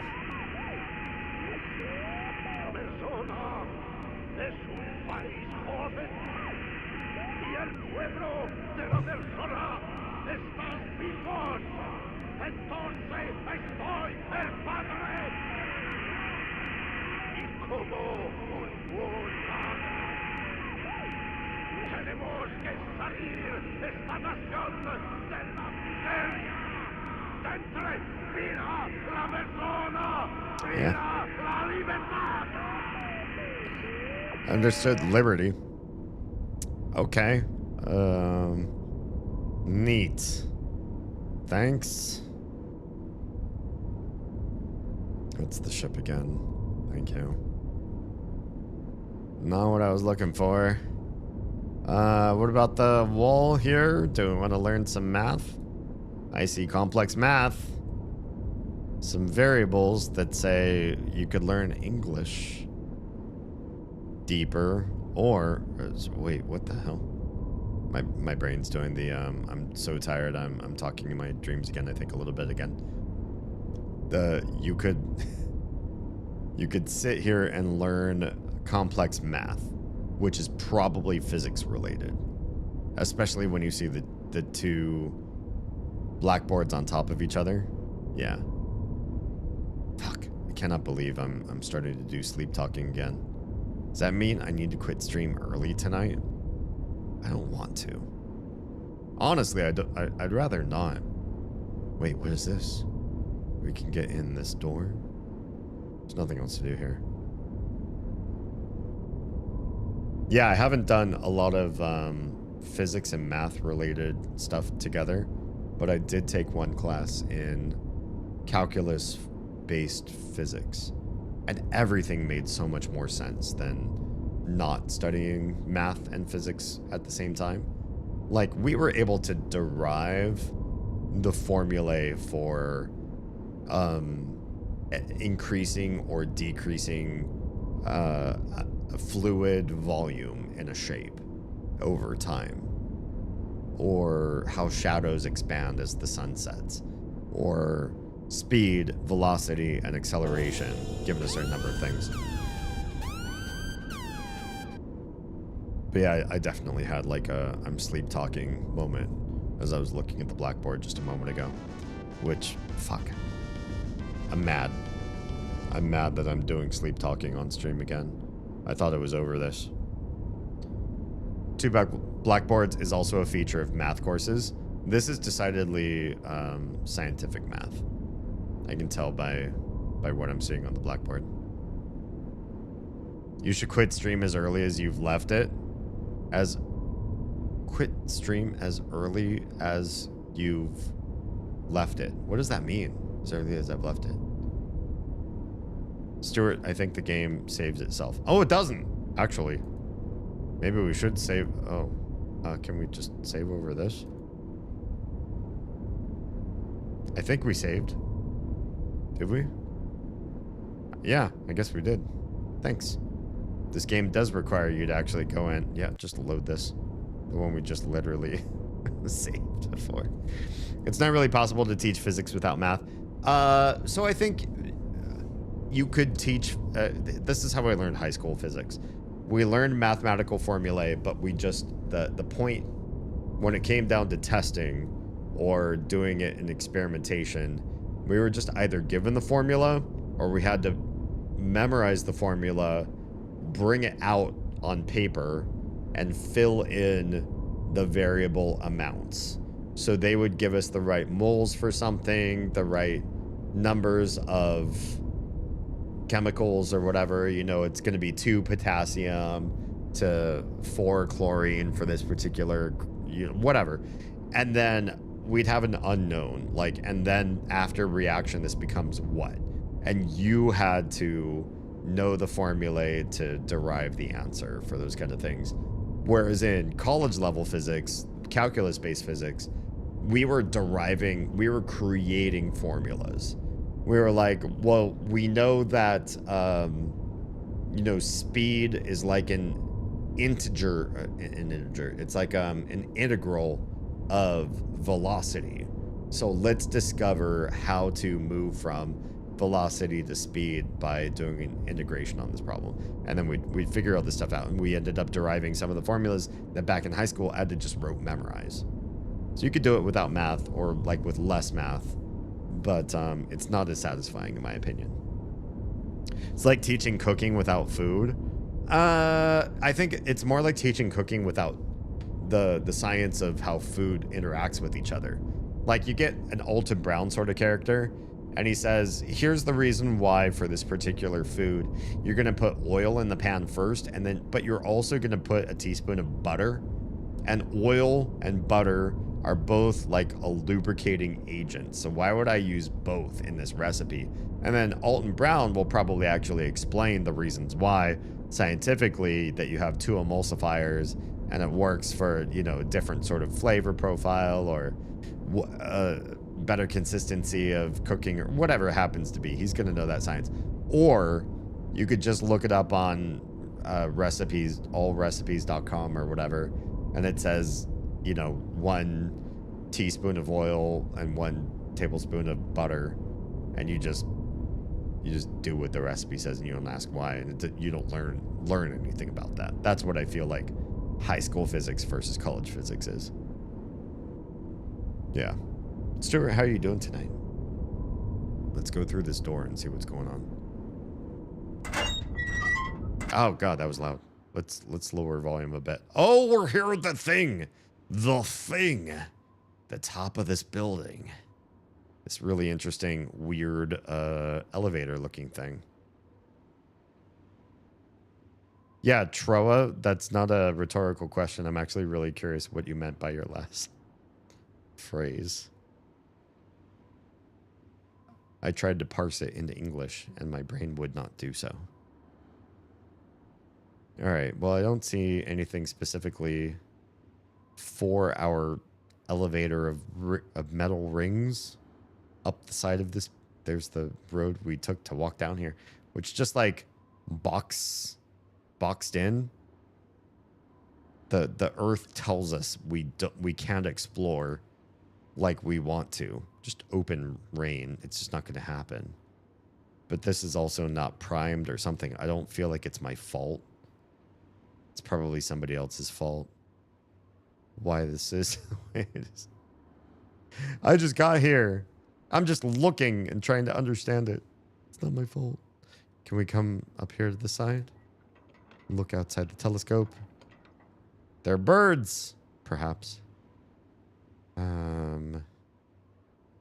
Not much to say.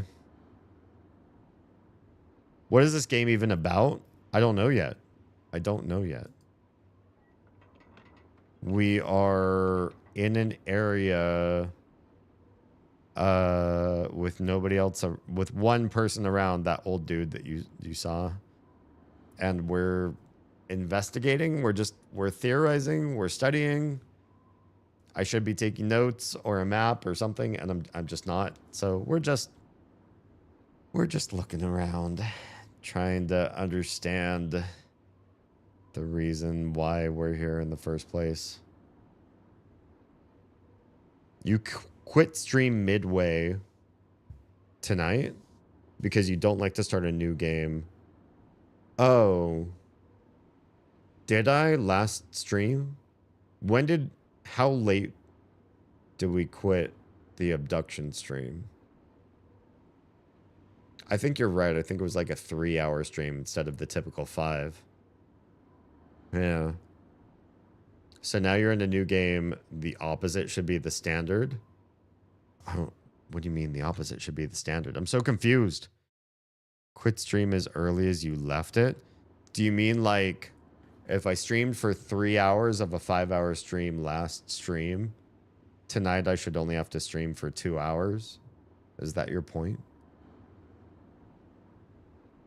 I don't know if I agree with that sentiment. If I continue to sleep talk, one of two things is going to happen. I don't know what that red dot is right there. Can you all see that? It's like one red pixel on the screen. It's definitely not my monitor. It's right there, right above my cursor. Why is there one red dot right there? I can't interact with it.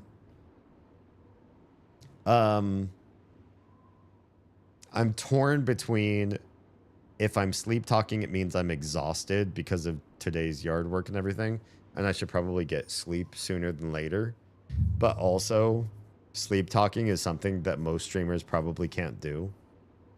And so if I push myself and stay up and start to sleep talk more, maybe say something funny or interesting, it's probably just boring shit that comes out of my mouth, to be honest. I'm such a nerd. It's probably just going to be facts. Actually, what happened with the JFK assassination is... I don't know. But if I stay up, then you all get to hear whatever comes out of my mouth while I fall asleep while I'm on stream. Or I shouldn't say fall asleep. My eyes will still be open, and I'll be talking in the mic. It'll sound like I'm actually cogent, but I'm not. It's the target, that red dot. Just nudging toward a longer stream, especially since we only get 2, and those are very late for you. Oh, you're nudging toward longer? Yeah, I probably would agree. I'd want to stay longer. Are you saying I should do the 5-hour stream and then do the 2 hours that I didn't do last stream? I'm guessing, because I think I remember quitting at the 3-hour mark or so. And you all were saying, what if you played this, or what if you popped into this? And I was like, nah, I think I'm just gonna quit early. I believe, or I don't really remember, but I seem to feel like 3 hours felt like that was how long I did last stream, and then I just quit before the remaining 2 hours were able to play out. And so tonight I give those back to you in addition to the 5 hours that I would normally be awake. I don't know if I can hang for that long. I don't know if that's possible. Yeah. Know that you need to be good to you. We'll see. Let's, can we spin the wheel some way? I've got a hand icon, but, my dude doesn't seem to be... Let's just use... Let's just use... Oh, wait. I can't bring out my sledgehammer on this. Darn.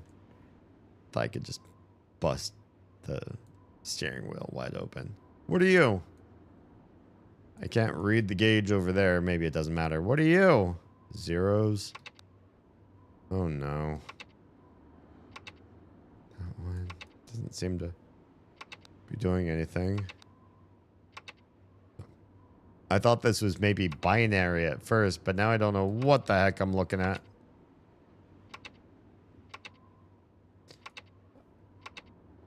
Okay, so some things can be done with just the left click. Some things you need the right click to do. But I don't know any numbers that are supposed to go there just yet. So we're not equipped for this puzzle per se. Not yet.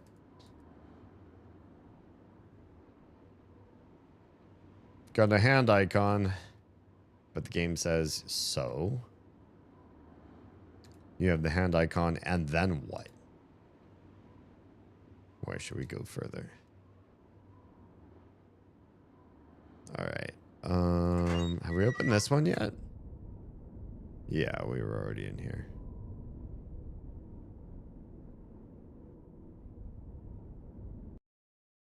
Let's go down, down, down, down, down, down, down. Is there more down we haven't seen? That's our friend, the Caphardus horribilis. Get me out of this page or the screen, please. Hello? No. I didn't want to load this. It's fine. I haven't done anything from up above anyway. I've already seen that. We already talked to this guy. He won't talk to me again. Can't manage the clock. Wait, hello? Oh, wait. Go back.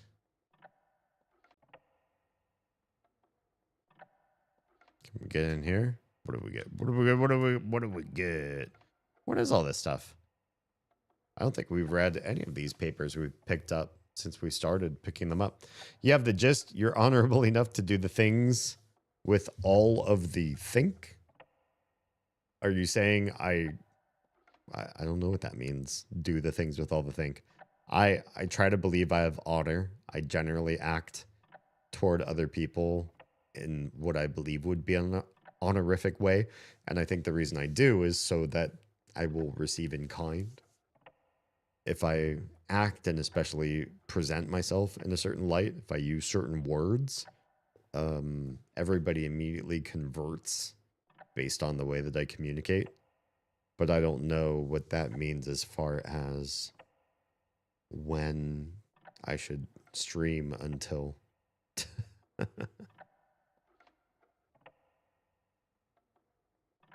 Okay. Mission in Puebla, April 12th, 1998. 1 year before this game was made. By the guy that became a game developer after being a comic book artist for a duck private investigator. My dear friend, it was with great joy, tinged with disbelief, that I received your letter. There's missing the R. After over 50 years of silence. I wonder if I wrote a letter to people that I haven't talked to in, well, 50, I don't know. I'd have to wait until somebody I haven't spoken with somebody in 50. But just even now, some people I haven't talked to in a while, maybe 50 years related, relative, same size for a shorter lifespan, because I haven't lived 50 years on this planet to be able to say I can look back 50 years towards somebody. But I'm curious if there's a way to share these stories, removing those folks who are just sort of mentally ill, disabled, disoriented, living their retired life with a brain going burr while they shouldn't feel that way. Sucks. I'll shift it to DMs. Oh, thank you. Maybe that'll help me understand on a deeper level. Okay, 50 years of silence. These two haven't talked. I must admit that I had given up all hopes that our paths would ever cross again. And to be quite truthful, I even thought that you were no longer with us.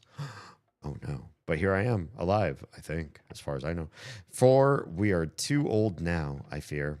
And deep down inside, the joy of meeting you again is mingled with the fear of seeing you undertake such a risky expedition at your age. So I'm old, apparently. This is an old friend of mine. I have lots of memories, but they can't condone what we're doing right now, which is this expedition into Amazon is Danger Will Robinson for some reason. Let me move this thing over here. We'll come back into the game. My old friend Alexander, I believe that I share your feeling of guiltiness toward this poor country of the Amazon. We have made many mistakes that only our youth may explain. Today, in the twilight of our years, we want to make right our wrongs in order to obtain an earthly redemption from our fellow men and from ourselves, which is quite derisory compared with divine justice.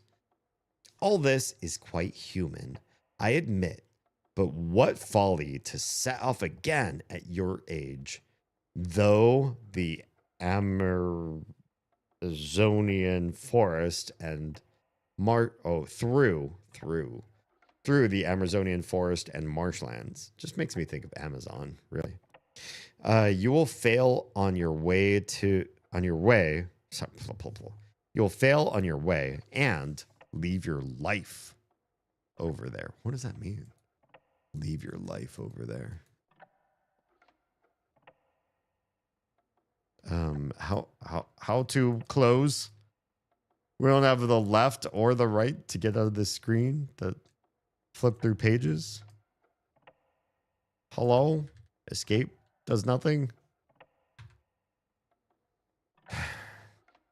Okay. One of these buttons is supposed to close what we have opened up here, I believe. Hello.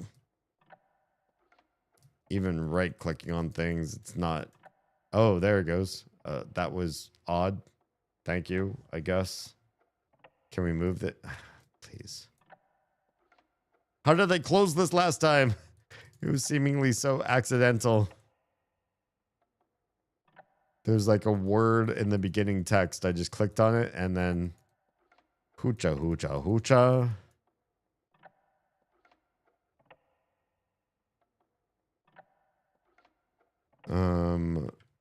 Yeah, I cannot control getting back out of here again.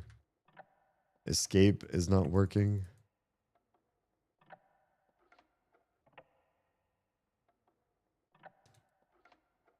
Thank you, clock with no hands, for all of your lovely work. You're doing a great job. Maybe. Why do I not know how to just get out of this one letter? Which I entered twice, mind you. I just really like the shortcut key that closes envelopes, closes letters. Give me that key.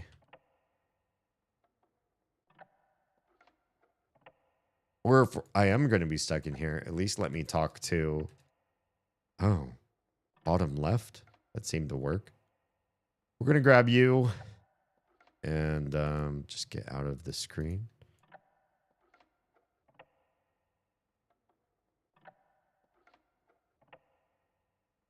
Not happening. Okay. Oof. Jeez. Super stuck. Oh.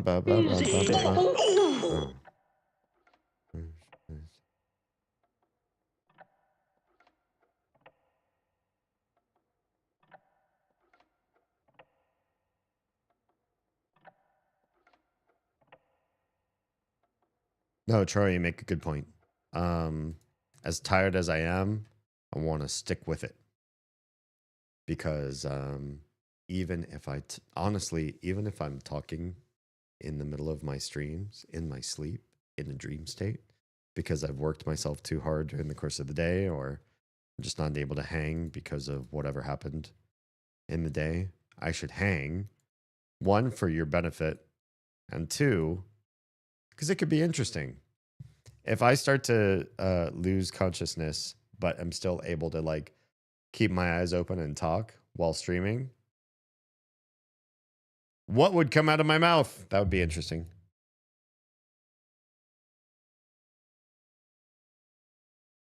No, you're not caustic. I agree with you. I'm of the same mindset.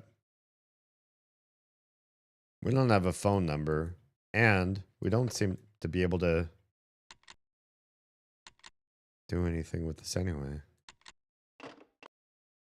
We don't have anything for you just yet. I didn't realize there was so much more in your room that I hadn't messed with yet. I want to look at what's beneath there, but you won't let me. Also, everything that's here in this sort of kitchen-y space is new to me, but it also does not feel interactive. Almost any part of it. We can come over this way. But why? Why would we stick ourselves at the corner? This is how we came up in the first place. Was up those stairs.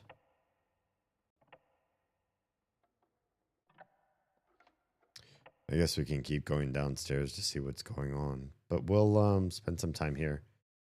Because we haven't made sure that we saw everything. We've seen all of our animal friends. Studies here. I haven't made sure to really look, really know that our pig friend and our moose friend are okay. Is that a moose or a deer? I wonder.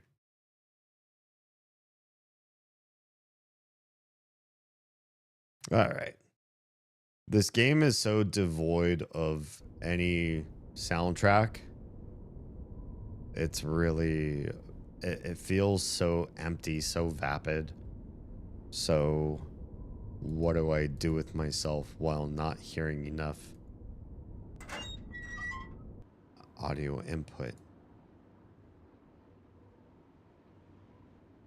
They say that they wrote the Metroid soundtrack in order to make you feel alone and isolated.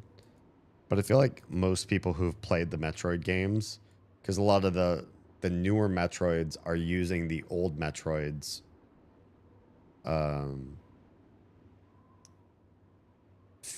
so what's the word, like emotional feel or emotional vibe. And so the music, even when it's kind of cool, hip, has more presence, it's still meant to make you feel isolated and like there's something wrong or off per your experience being on all of these foreign planets with hostile creatures while you're just trying to save your favorite baby Metroids and other animals. There are a lot of different puzzles here. Each one asking for different numbers and stuff that I don't think we've discovered per se. And is not part of the three oh. When I open this, does this, can I save? Actually, just save over what I just did. That's awkward. To save and not have any UI indication that you did save. That part's a little off.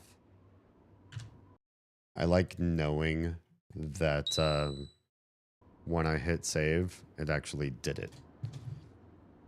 Who's messaging me what? Okay. I feel like where we're at is we've found a few puzzles. They require some numbers. And we just haven't discovered those numbers yet to include in the puzzles. We also haven't explored all of this world just yet. Just this one building.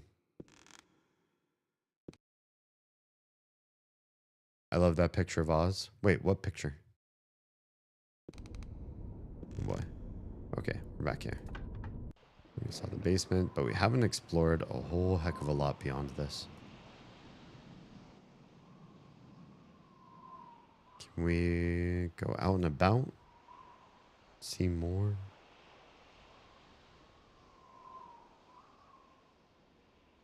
I feel like the fact that you can come out here and really walk the grounds, maybe.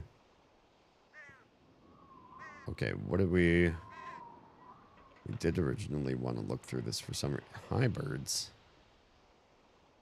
Where did they go and why? Also, we used to be able to see further to the right, I guess. Maybe not. Background on your PC, light as a feather, stiff as a board. The background on my PC is not Oz. It's another model with a photographer. Just an interesting piece that I found.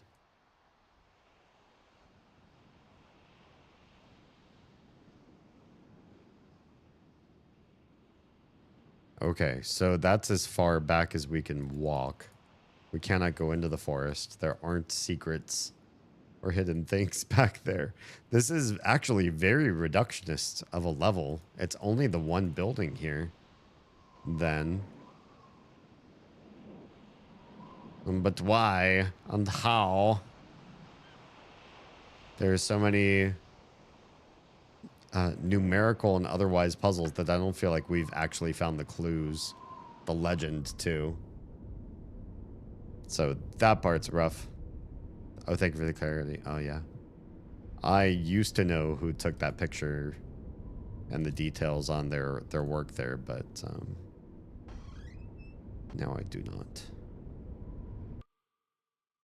All right, we're back here again. I feel like we need to do something in the basement first, or again, now that we've explored the rest of the property. Because there's some serious electrical work that leads down here, which means there's something important. And I'm trying to play this like a Myst game and actually stopping and pausing and look at the sides. Is there something in the walls or in the shadows? Do we find a pressable brick anywhere? Yeah, I don't know. I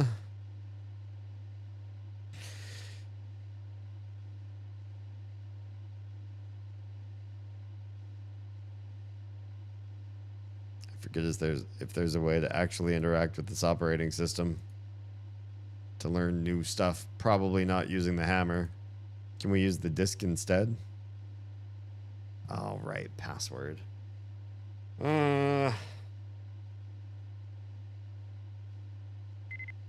8, 9, 6,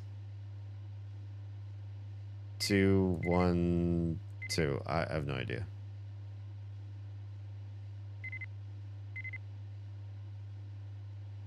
Is that mastermind down there? Wrong code. Does this tell us what parts are right? Or nah, just says wrong code. If it was like the game Mastermind, I wouldn't have as much of an issue with this. Oh, we haven't finished reading these, have we? We did read through this one.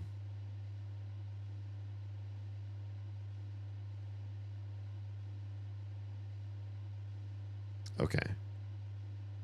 Amazon, Office of the President of the Republic Presidential Palace. It's like a weird raptor bird face, like a vulture in the Amazon cover. Monsieur Valenbois, Phare de Roger Noir, Presqu'île de Longrevent, France. Alva Rizopoulos, September 7th, 1998. Dear Sir, I convey to you the heartiest greetings of President Alvarez, who is ill and cannot personally reply to your letter. Of course he can. Of course. Naturally, it is with heartfelt emotions that he remembers the adventures you both shared during the 30s upon his return to this country. During the 30s? Are we just all old people now? You will understand, however, that the laws of our country have to be the same for everyone, I guess. And the bonds of friendship that you might have had with our supreme guide do not entitle you to preferential treatment. I therefore regret to inform you that I cannot process your application for a visa for Amazon. It is our desire that our country cease to be a land of scientific expeditions that might lend some credence in whatever form to the existence of those white birds. Is that everything we're here for? I haven't seen white birds in a minute.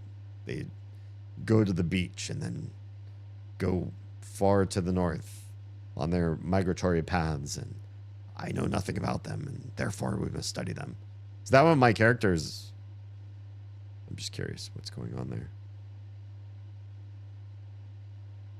But this person who's speaking for the president is like, people like that, people that deep dive into that kind of information, who cares? We're going to stop doing all that.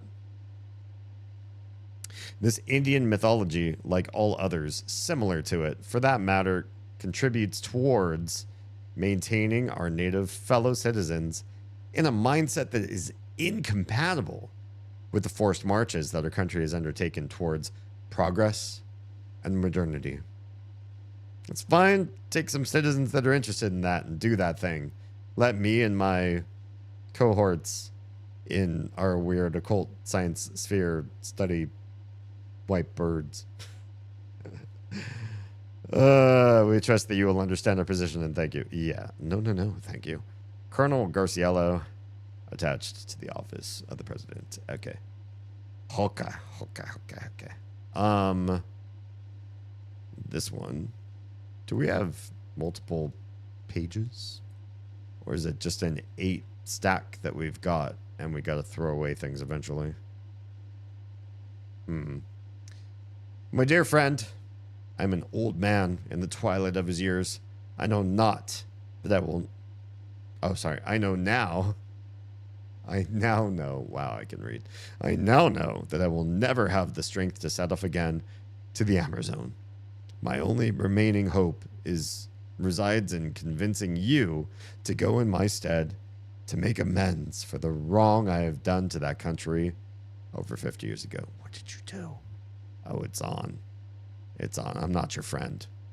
It was in 1929 at the university where I finished my studies in natural sciences that I first heard of the Amazon. I befriended a young law student from that country. His name was Antonio Alvarez, and he was later to become the despotic leader that we now know today. Bruh, why must you? Really? We do have a villain after all. Holy book, Batman. This game loves to make you read. I could think of worse things. This is honestly, I don't know how well, if you were here for the Myst 1 stream, but Myst 1, it takes a relatively short amount of time to find the library there. And then you have books upon books upon books you can sit and read through. They all end up ending abruptly because they've been damaged and lost in time. But sometimes they do give you some deep information that you end up either using or just enriching your experience when you get to the other lands of Myst or whatever. But this, we're just alone. There's that one person that had a very short dialogue with us that just seemed scared because he's old. You know how scared old people are. But yeah, a game that makes a voice actor read things using my voice. I can think of worse things. You should feel right at home. I would just like sitting and reading text. It's true. It does make me feel right at home. Anyways, Antonio Alvarez, despot apparently. But at that time, he was just a young law student full of ideals. He spoke with such communicative fervor about his wild and unknown country. Interesting. That soon I had just one idea on my mind: to set off for the Amazon to explore those vast, intact regions and meet those strange Indians. Interesting. And discover the incredible exotic plants and animals. That says something that we did not know anything about in regards to this zone. But here we are.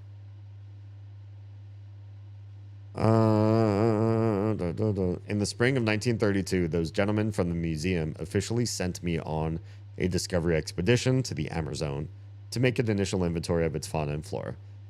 Despite my young age and inexperience, I gained their confidence and some funds, for until that day, no renowned explorer had ever been that brave or thoughtless to venture into those vast, unviolated regions. Must you say unviolated? All of the ghosts and fledglings in my chat, I'm sure you think as dirty as I do when we see words like that. Now it's hard to think of them as talking around a bunch of plants in a garden. Antonio Alvarez suggested going with me as my guide and interpreter until we got to the last steps of civilization in his country. I accepted his offer with an open heart. Wow. Led by the man, the despot. A second companion was to join me, the Reverend Father David Makowski. Is that an Amazonian name? A young missionary from La Compagnie de Jesus, who shared my fascination for the Amazon and was burning with desire to evangelize the inhabitants of those regions forgotten by the Creator. If your Creator forgets, is he really omnipotent? I hate that. It's an awkward phrase to say at the end of a paragraph. We set off, therefore, one morning in June 1932 on board the Hydrofloat, a revolutionary invention of mine which, according to my plans, was designed to meet all the needs of a modern scientific exploration. I had spent a good part of the museum funds as well as a meager family inheritance to build it. Unfortunately, this first prototype has several imperfections. That makes me feel awkward. The mechanics failed us on the way, and it was only by a miracle that we set foot on the shores of the Amazon. That's it. At one point, the mechanics failed you. You stepped in and fixed it. Everyone was like, oh, yeah. You can fix the day.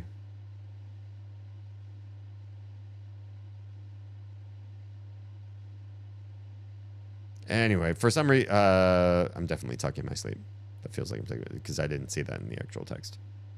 That you didn't fix it. Just a miracle that somebody fixed it. For some weeks, all three of us traveled to Puebla, a fort village, upstream the delta on the river Amazon. Now I feel like Amazon is not just weird code for America. It's also weird code for Amazon, the Amazon River.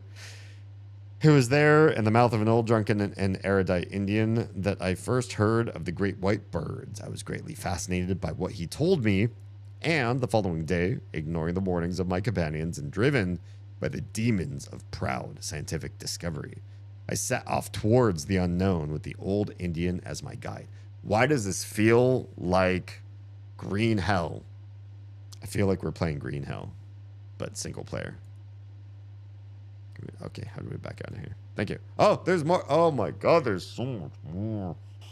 There's so much more. Okay, it's fine. It's fine. We can do this. We can do this. They were a proud people, deprived of that fearful deference that the explorer usually finds in those primitive people who have never seen a white man. I remained bedridden for a few days, and a young Indian girl patiently lavished on me the care that was necessary for my recovery. 3 times a day, her supple silhouette would stand out against the light of my hut door. Bruh. She would kneel down beside my mat, gently raise my head to give me strange medicine to drink.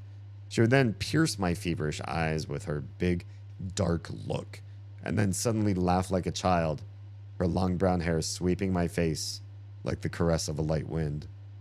My strength returned rapidly, but my nurse did not give up the care that she had grown accustomed to lavish on me. To tell the truth, we never left each other after that. Her name was Yakumani. I'm guessing I said that right. I loved her, and she loved me, and the months that followed were the most beautiful of my long life.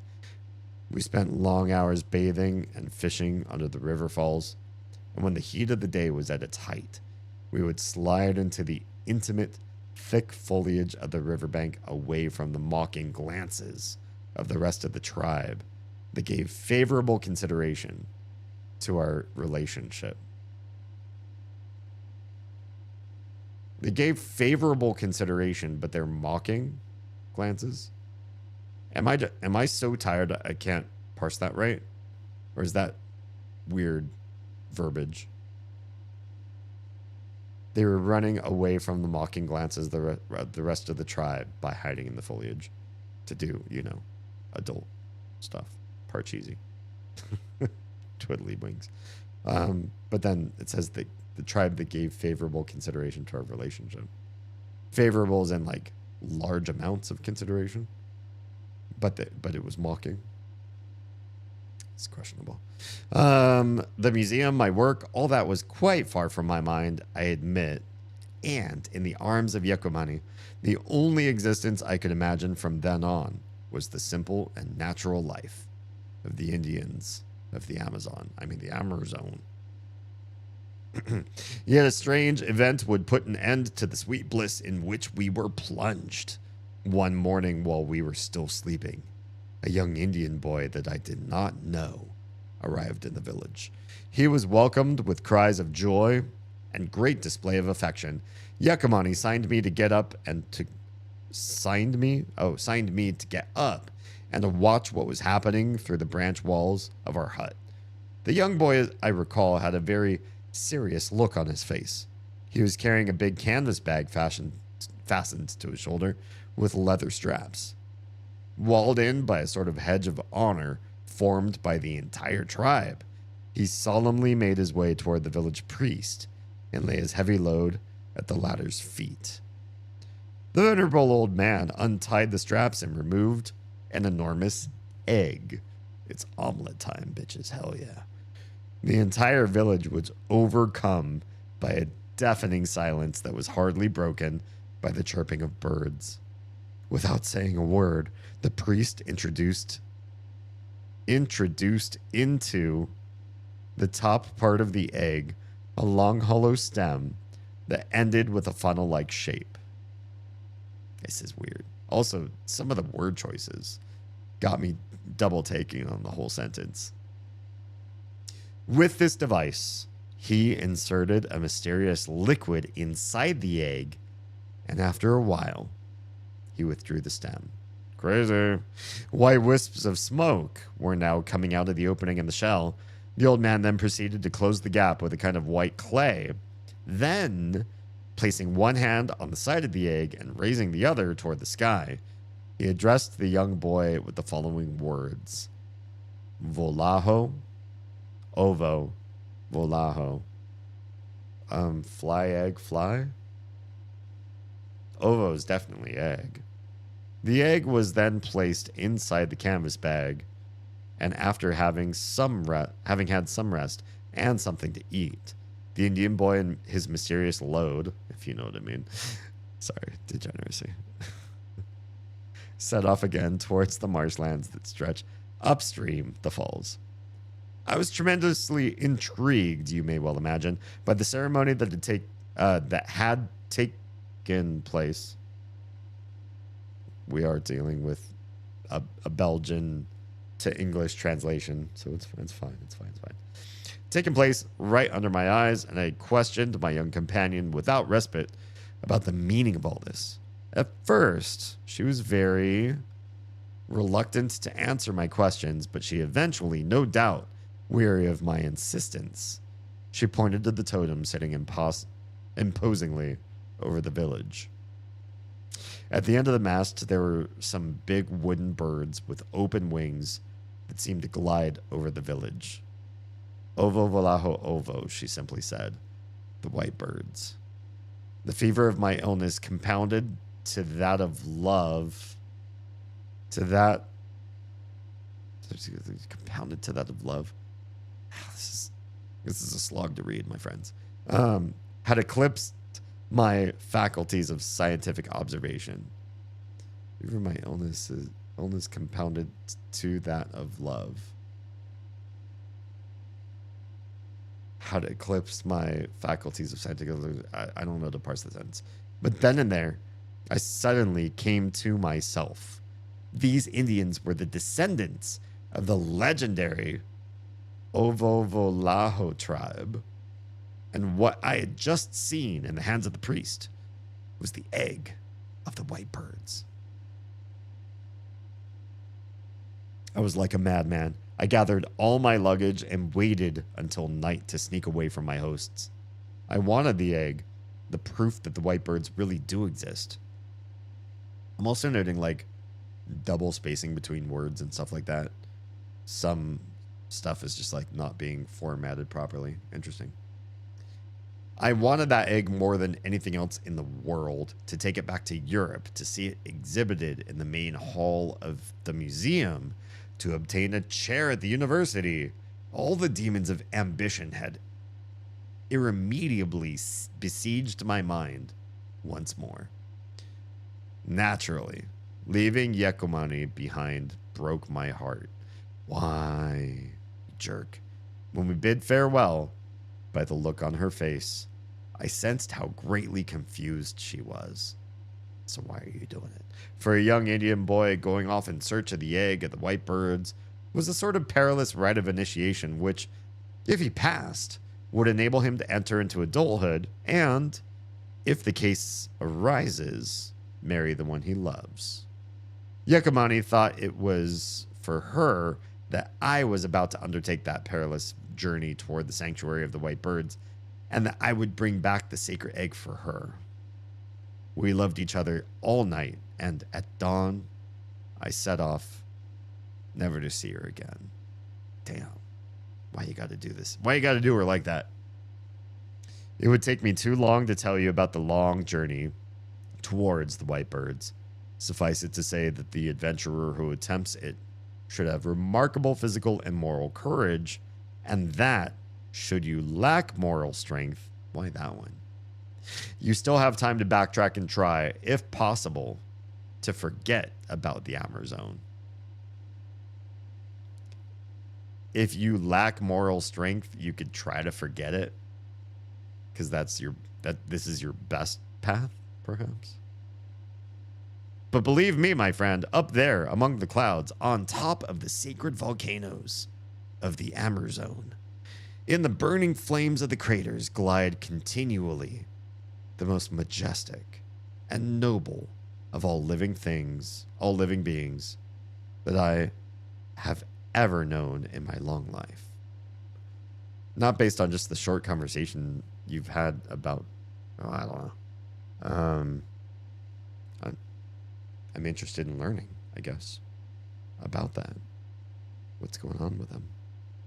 Why are they so majestic and noble?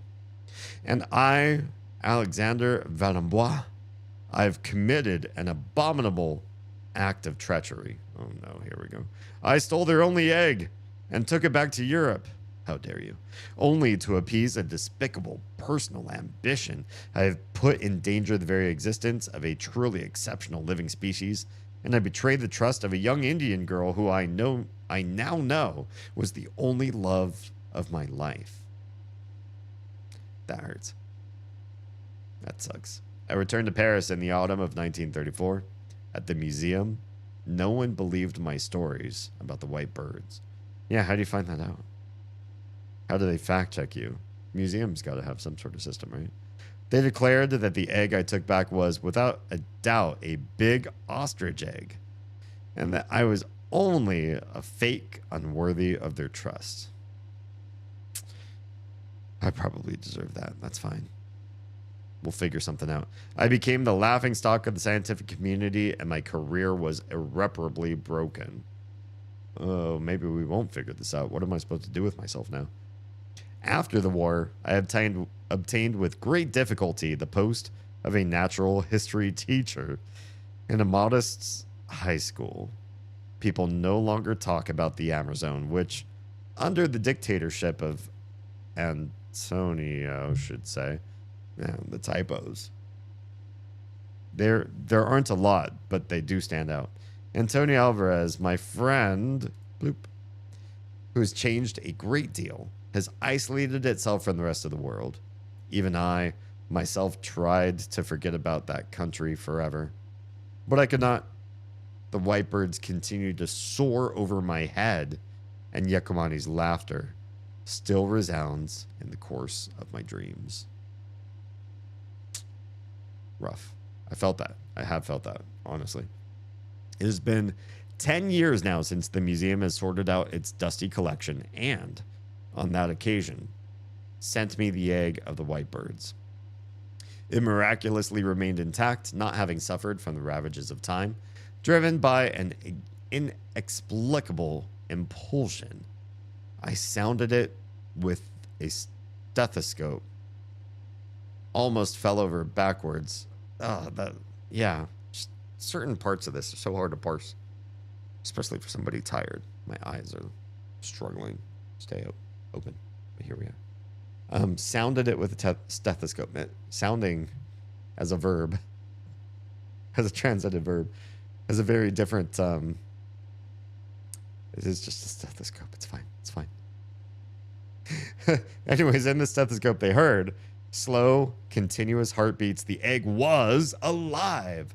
Since that day, I have had only one thing on my mind: make right the wrong I have done and take the egg back over there to the Amazon, to the summit of the volcano, where it should have never left. In the meantime, I have to put it in a safe place where it will have fresh, constant temperature that is propitious to its lethargy. That's a word I don't know. Propitious? Is that how you say it? What does that word mean? I can guess, but I'd rather not have to guess. Right the wrong of the mysterious egg. Yeah, pretty much. That's what we're doing. Oh no. Wait. What happened? Okay, here we go. We're back on the right page. Today, everything is in place. I've developed a new hydrofloat that is specifically designed for an expedition into the heart of the Amazon. I have carried out all the necessary checks and calculations and have corrected all the imperfections. But, as I've already told you, I am now an old man, and I no longer have the strength to undertake such a journey. I don't feel like the last couple... that's fine. You say you're old and you can't do it, that's fine. Just do the thing. It's up to you, you who seem to be interested in this country. It is you that I am asking to take my place. Go to the Amazon and take back the egg. Again, really? I beg you. Good luck and may God protect you, my friend. Alexander Valenbois. And a nice seal in the corner for Shiggles. Boop. Boop. No. They are not interactive with the rest of the world while they are in seal form. Whomever, whatever spirit I'm trying to conjure here. Oh, good. We're done. How do I get out of this? That's how I advance. Oh, there it is. Bottom left corner seems to do the trick. Do we really have no new anything to be able to read? That's new, right?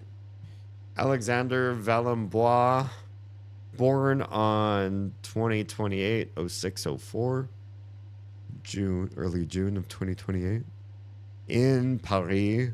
Doctor in zoology, degree in tropical biology. Journey to the Amazon was 32 to 34. Wow. Almost 100 years prior. Diverse notes and observations for explorers. Preparations for the journey. Puebla, the Amazon River, the Provolaho tribe, and that's not where I wanted to go. Wait. Go back. The marshlands and volcanoes. Huh. Sounds cool. Can we go there eventually? The Amazon goose. Hi, friend. The Amazon goose owes its name to the fact that its annual migration leads it to the delta of the Amazon River, where it settles down for the winter. The simplest way to reach the shores of the Amazon would be to follow the same route of these birds. Were not the constraints of refueling to be taken into account. That sentence did make sense. It just had to power through it to make it make sense. Yeah, well, especially right now, refueling is a bitch, so I don't blame you. 19th of October, 1932, David and Antonio's watch. Oh, Antonio, watch the geese fly off toward the Amazon. Okay, bye, guys. Have fun. Have so much fun. 22nd of October, 1932, 7 hours, 53 minutes at last. We are off. We follow a small flock of geese. The hydrofloat is performing beautifully. I am very proud of my invention, and I am eager to test its sundry capabilities. Oh, okay. Sundry. Good stuff.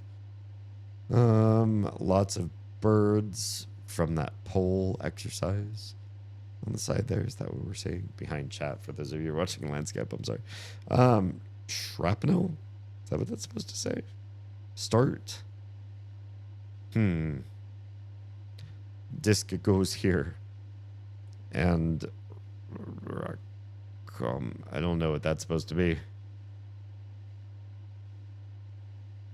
22nd of February, 1933. I glimpsed a native village in the distance. I hesitate to establish contact with these Indians. I think that it is their approaching presence that made my guide run away. Oh no. 23rd of February, 1933. A strong fever has been racking me since the middle of the night. I'm too weak to get up My senses are progressively deteriorating. Music to her ears, perhaps? Depends on how manipulative she is. 28th of March, 1933, the positive development of my illness now permits me to resume the course of this logbook. The inhabitants of a strange village, who are apparently devoted to a form of worship that still escapes me, have taken me in. They are peaceful Indians who survive on hunting, gathering, and on honey. Love that. Which they consume in great quantities, that they eat a lot. They consume in great quantities and they eat a lot at the same time. It's fine. It's fine. It's fine. It's not my story. I don't care whose story is it. It is. If it's not mine and it's poorly told, that's okay. 15th of April, 1933. I must admit that I am quite proud to have brought these Indians a few rudiments of civilization. I've made them understand that waterfalls can be a great source of energy. It's missing the of. And that the laws of mechanics and physics can tremendously improve their lives. Yeah, show them how. With their help, I have developed various pieces of machinery that will free them from their daily constraints. How about laundry? Just one AI. I don't care which one.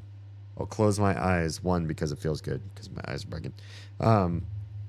If one AI company said, we're going to take a pause on you asking questions through text only, and we give you an answer, but we can also send a robotic portion of us with the AI in the brain, and we're going to actually do your laundry for you.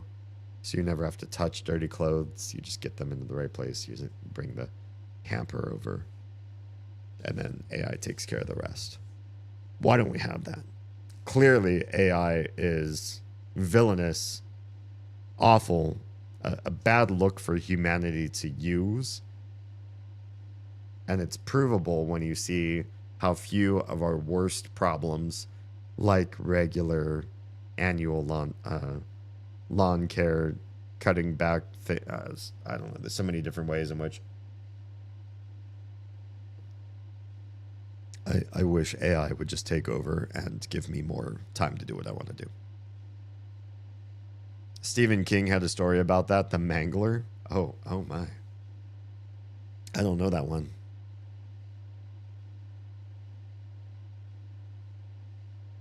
Okay, with their help, free them from the daily constraints. You think you're so helpful. Indian village, the Ovovolaho tribe mechanism with counterweights to climb the falls. Cool, neat. Oh, it's a short story, gotcha. In one of his short story books from the 70s, the one that got made into a movie. The Strangler? Mangler? I don't know where it was. The Mangler got made into a movie. It's not something I remember. But is there more? There is. Mechanism to climb falls. At the controls at dawn. It's weird. Why? Why dawn? Filling the boat with counterweight. Okay. Hauling toward the marsh. Sounds good. Moving toward the marsh. Okay. Night shift. Oh. Is it the story of the Mangler, but it was called something different? I never saw the night shift or whatever.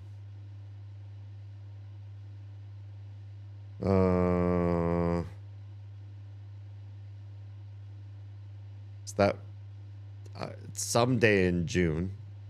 My brain wants to say first, but it doesn't look at first. Something in June 1933. This morning, I attended a strange ceremony that reassured me that the legendary white birds really do exist. The egg brought from the mountain by a young Indian boy and strangely manipulated by the village sorcerer is gigantic and, to my knowledge, does not belong to any known animal species. Egg of the white bird. Avis alba. So everybody holds it up to interact with it, and it's like, we don't know what this is. Not any bird or other creature that we know. Hello, lots and lots and lots of plants. I hope I don't have to remember all your names, but we can at least take a. That's not gonna work, is it? Tried to take a screenshot. This game will not let me do that. Never mind. According to my Indian friends, it is the egg of white birds. It would appear that their priest practices a sort of therapy on the embryo in order to cure it from a severe physiological attraction caused by the noxious fumes emanating from the volcanoes to which these birds are bound. Without this human intervention, these mythical birds would probably have ceased to exist a long time ago. Oh. So humans going around and allowing some cross-pollination to make these plants happen. That's how this all works out. Manka, Matiti, Poto, Kochi, or Kochi. It's hard to read this handwriting. Gata Bowls, Chico, sure, why not? Zula, Yangala. The book of herbal remedies I sent you? Yeah. Mine looks more like this and has the plants pressed in. Oh, good stuff. I like that. My goodness, would you look at this interesting creature? Judging from the primitive painting that I was able to see,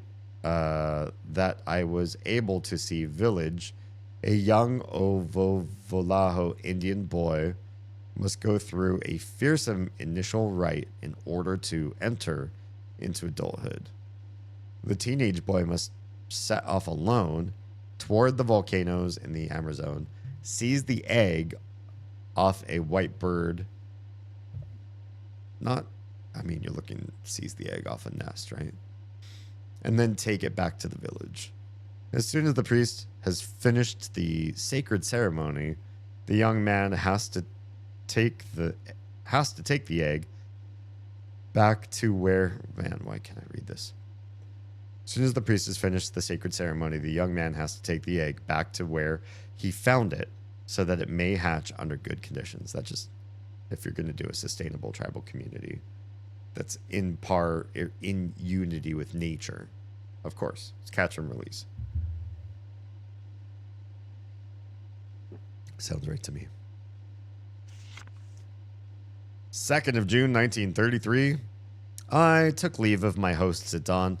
Thanks to the mechanism that I have devised to climb the falls, I succeeded in taking my boat up the falls, and then, with a complementary system, beat the torrential current, and in so doing, I reached the place where the river settles down and loses itself in the marshes. Interesting. The marshlands are to the sacred Indians. It is the burial ground of their ancestors. Yeah, I think the game is why I feel like I'm getting tired, because it's like the way it's written. I'm like, nah, I didn't read that right. I did read that right. One necessarily has to go through them to get to the volcanoes. It's a dangerous place, and going through it is a terrible ordeal. My goodness. Right, Jam? You're all reading the same stuff I am on screen.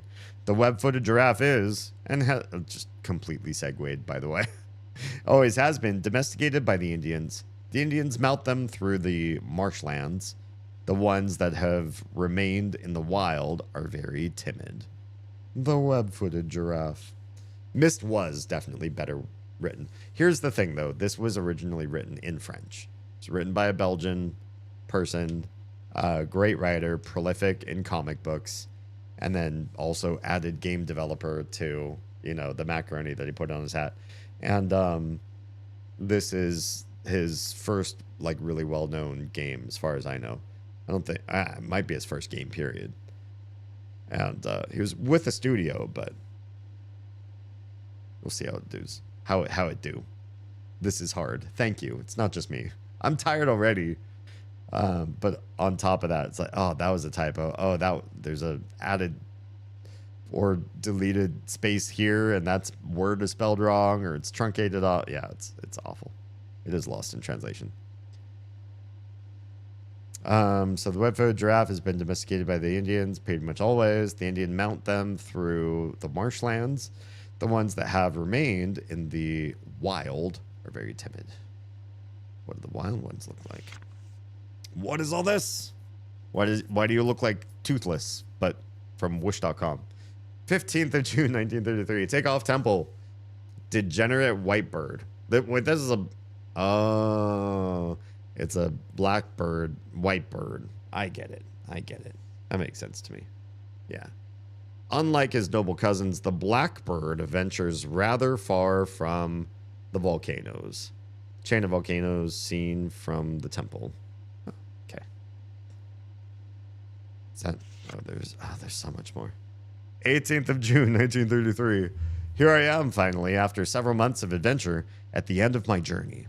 Until now, I've seen only those confounded little blackbirds.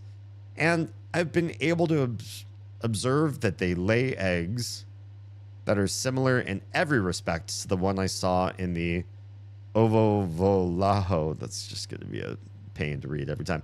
Ovovolaho village. These birds are very prolific. I have counted up to 10 birds hatching from the same egg. Bro, what the heck? On the other hand, their existence is precarious. They fly badly and generally display a salient degeneration, which would seem to confirm the expertise of the Ovovolaho priests in embryonic surgery. I saw them this morning. They were there right before me. They glided over the crater for a long while, and then imperceptibly, with the heat of the day, they flew higher until they weren't around, or until they weren't around noon, but a speck in the sky. That feels like I understand it even less when I do the right reading of it, supposedly. Avis Alba. This is a journey to the Amazon. Okay, that's everything, right? That's all we needed to read. Hello? Why is this game so vapid of sound? I don't love it. All right, password. What does this mean, this down here? This thing looks like it means something. But how could it? It's only four keys long.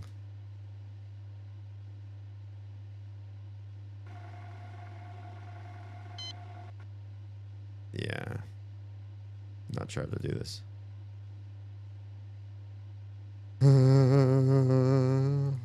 Can we look down at the keyboard? That was such a lore dump. Okay. This leads there. Let's go down. Hello? Do we not have what you take? Or do we?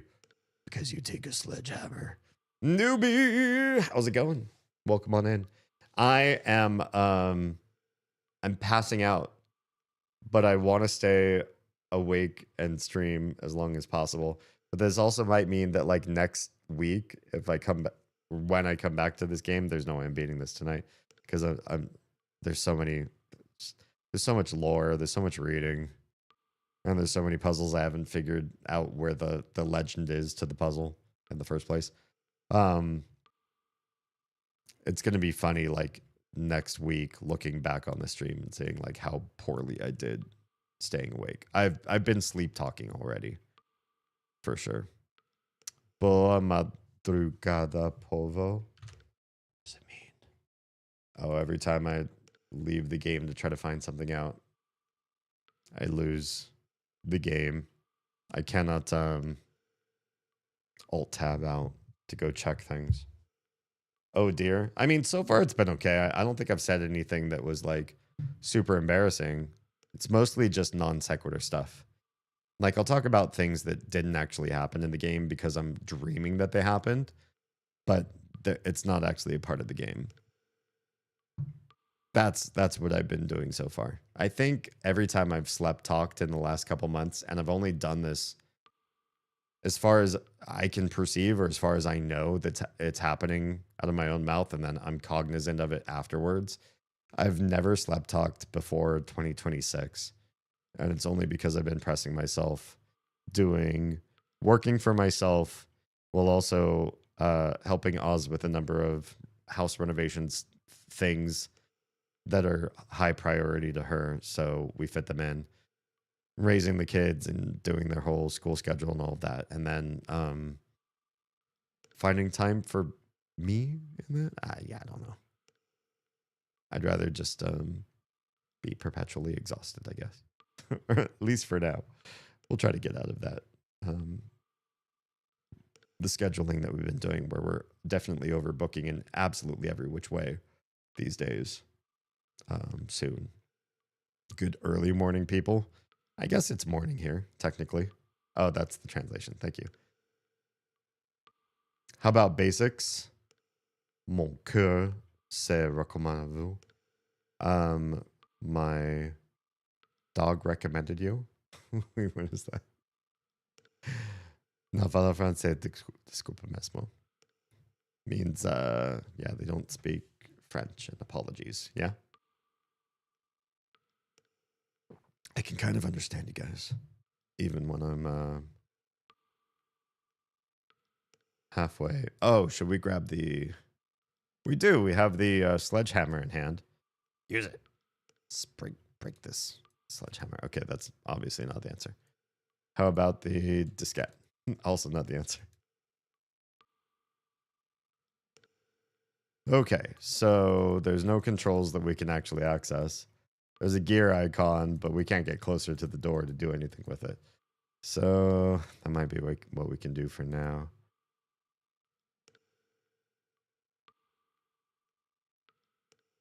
I like how we were able to stop at all the shadowy parts.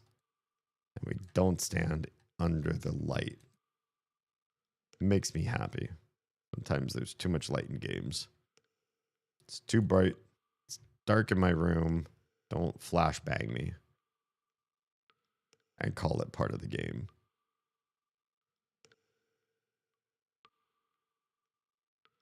I wish you could walk around the outside of these railings. I feel like there should be something hiding behind some of these posts, and I tried, but no such luck. I was streaming Animal Crossing, and I was so sleepy, I ended up calling the villagers my friends' names. Oh, that's kind of sweet, honestly. I guess it's not just me. It's been a weekend. It's been a busy, very draining of resources weekend. So, yeah, I don't blame you. I've also reduced all of my streaming to just 2 days a week. So I feel like if I'm too tired to perform well, it shouldn't matter. I should just stick with it and do what I can do. Stay up, make mistakes. If I talk in my sleep, maybe it's funny. Maybe it's okay. I don't have any phone numbers in here, do I?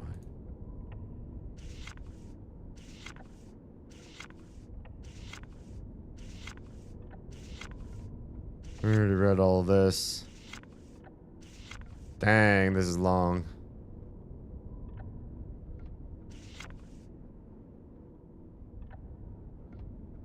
We read all this? Did we read all this? I think we read all this. Did we read this? Or am I losing my mind? I don't feel like we read through all of that.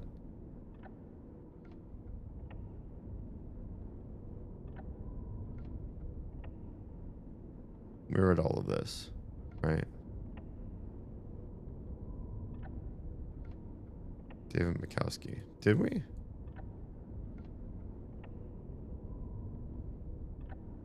I have a feeling like I'm not retaining what I'm supposed to.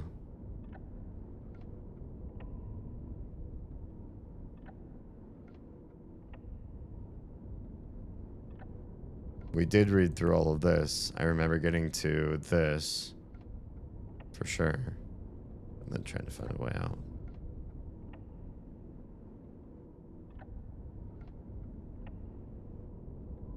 But this feels new, doesn't it? Like we read some of this. Alexander Van because there's a journey to the Amazon. Diverse notes and observations.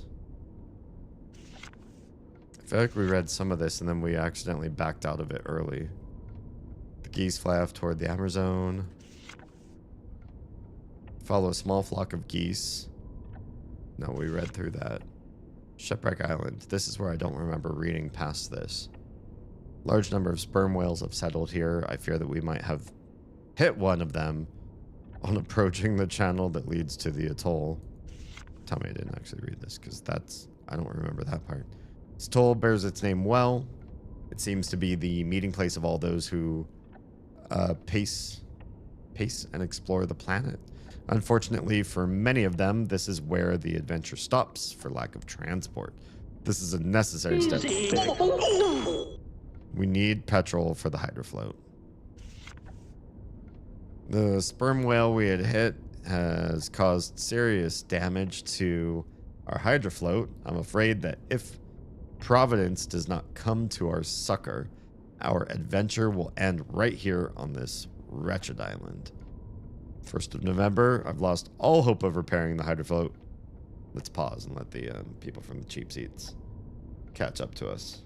Yeah. I will take a quick resetting break, and maybe it'll help me wake up a skosh so we can keep playing at a higher level than I have been, where I've been sort of passing out at keys. BRBZ.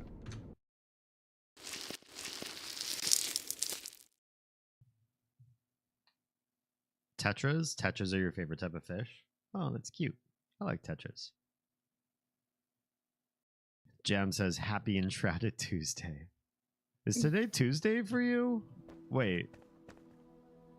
Where are we at on the date line? They have...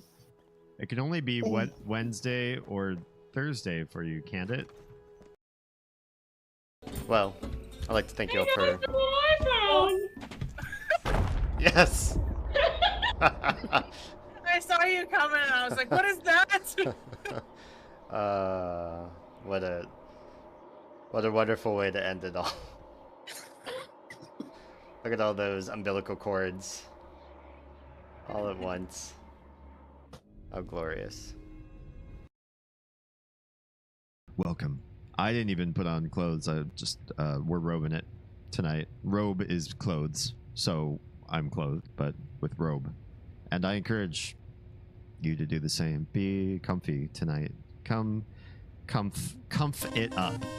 You are my dad. You're my dad. Woogie, woogie, woogie. Welcome. Wow. I am so in the stratosphere today. Face your fears. Gain 2 temporary health whenever you kill a ridden within 2 meters. Oh. It's a good one for meleeers. I'm going melee mom. Yeah. Momlay. Forget I said that.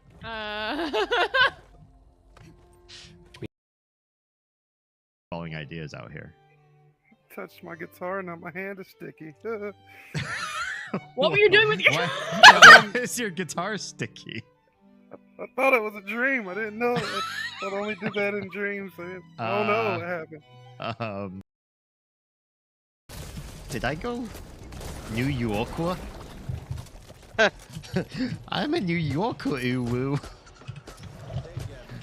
Remind me to have Gray do Wait. both his jersey and Uwu. Yeah. Free first aid. If anybody wants it, just behind this big tall boy. I Uwu. don't see no tall boy. Oh, wide boy. Uwu. If you see a wide boy at the side of the road.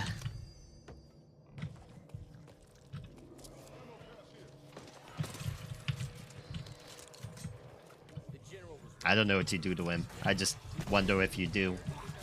What might happen? It will. Oh, jeez. Stupid long lob. Oh no. Nuts got me. What? You heard what he said. Long lob nuts. Sure. Okay. I don't think I've seen the long lob nuts clip before. That was a good one. Hi, I'm back. We're back, and I don't know how much more awake I became by taking a short break, but we're doing it anyway. I'm back, and I think I'm reading text that I didn't read before. If I have read this before, I'm so sorry. It's a first time for my brain, even if it's the second time reading it. 25th of October, the sperm whale we had hit has caused serious damage. I'm afraid that Providence does not come. Oh, we have read this part. I remember this part. Lost all hope of repairing the hydrofloat. Oh, we have read that part. This part looks different, though. We're in very poor spirits. We're indeed prisoners on this ill-fated atoll. No, we've read that too. Praise be to God, a Peruvian whaler has agreed to take us to the Amazon. That part I don't remember reading. Maybe we only read the top, and then what? Did we accidentally escape out of here? What happened there? And then I don't remember this. This is where I realized, like, oh, I think maybe we closed the book early and didn't finish it for some reason. 25th of December 1932, we set foot on the shores of the Amazon. As far as the eye can see, the delta of the Amazon River. It's just basically Amazon, right? Puebla, the village is built on an old fort that was formerly used as a trading post by the conquistadors. The only means of transport is an old railway line. Are we going to see all this kind of stuff? I wonder. This village is a flourishing marketplace for all the population of the region. This all seems new. Or at least long forgotten anyways. The Amazon Vulture, Puebla, December 1932. Cafartus horribilis. Very common throughout the village of Puebla. The natives are very fond of it. They say it has soothing virtues. When you eat them, or why do they soothe? What's going on? I wonder. Puebla, 1st of January 1933. Last night, a man told me about some strange white birds. He has agreed to guide up the river. Guide up the river? He is of mixed blood and lives in the jungle, 10 days from Puebla by canoe. A shabby hut on the riverbank. Farewell to Mikowski and Alvarez. Bye, guys. There's a bat. Looks awesome. Long nose. Alligator toucan. Weird. Luis Angel, my guide. Hi, friend. Those are ticks. They look just like, oh, poop. They look like beetles.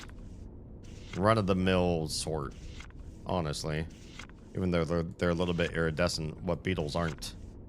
Please find that page again. Give me the beetle page. There it is. Yeah, they don't look like ticks. I see what you mean. Some of the bodies are kind of roundy. But they definitely look more like beetles to me. Maybe different types of scarab cousins of some sort. And these all feel like variants of the same genus. If not the same species, just with like weird variant colors and stuff. Don't know. I'm curious about the soothing virtues part. What the heck that means. 11th of January 1933. The surroundings of my guide's humble dwelling place are, from a zoological viewpoint, very rich. Interesting. Suckerer? That can't be what that says up there. Oh, it's cut off on stream. I hate that. Weird, long-nosed proboscis, demigorgon nose creatures. On the banks of the Amazon River, 12th of January 1933. Porcopotamus. Aww. So cute. The tricorn buffalo. Oh, it's got a little, like, extra third horn there. Skittish animal and apparently stupid. Oh. Well. Whoops. Yeah.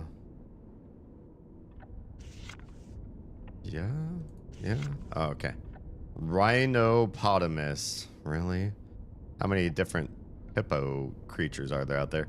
This animal seems to be bound to the meanders of the Amazon River. The natives hunt it as they do the porcopotamus, with which it must not be confused. The Amazon River branches off into several small tributaries. The current is very strong, and only the solid experience of my guide enables us to progress without mishap. Pecosar. Well, that's a weird creature to exist in today's day and age, but here it is. A strange fish-eating lizard. Its habits are truly remarkable. It's long nasal. Dons a long nasal appendix that ends in a kind of claw that it uses to fish after hooking an insect larva to it. Weird. That's pretty weird. That's one strange creature. 17th of February 1933, we set up camp in one of the many inlets that stretch along the river. Hi, Snake.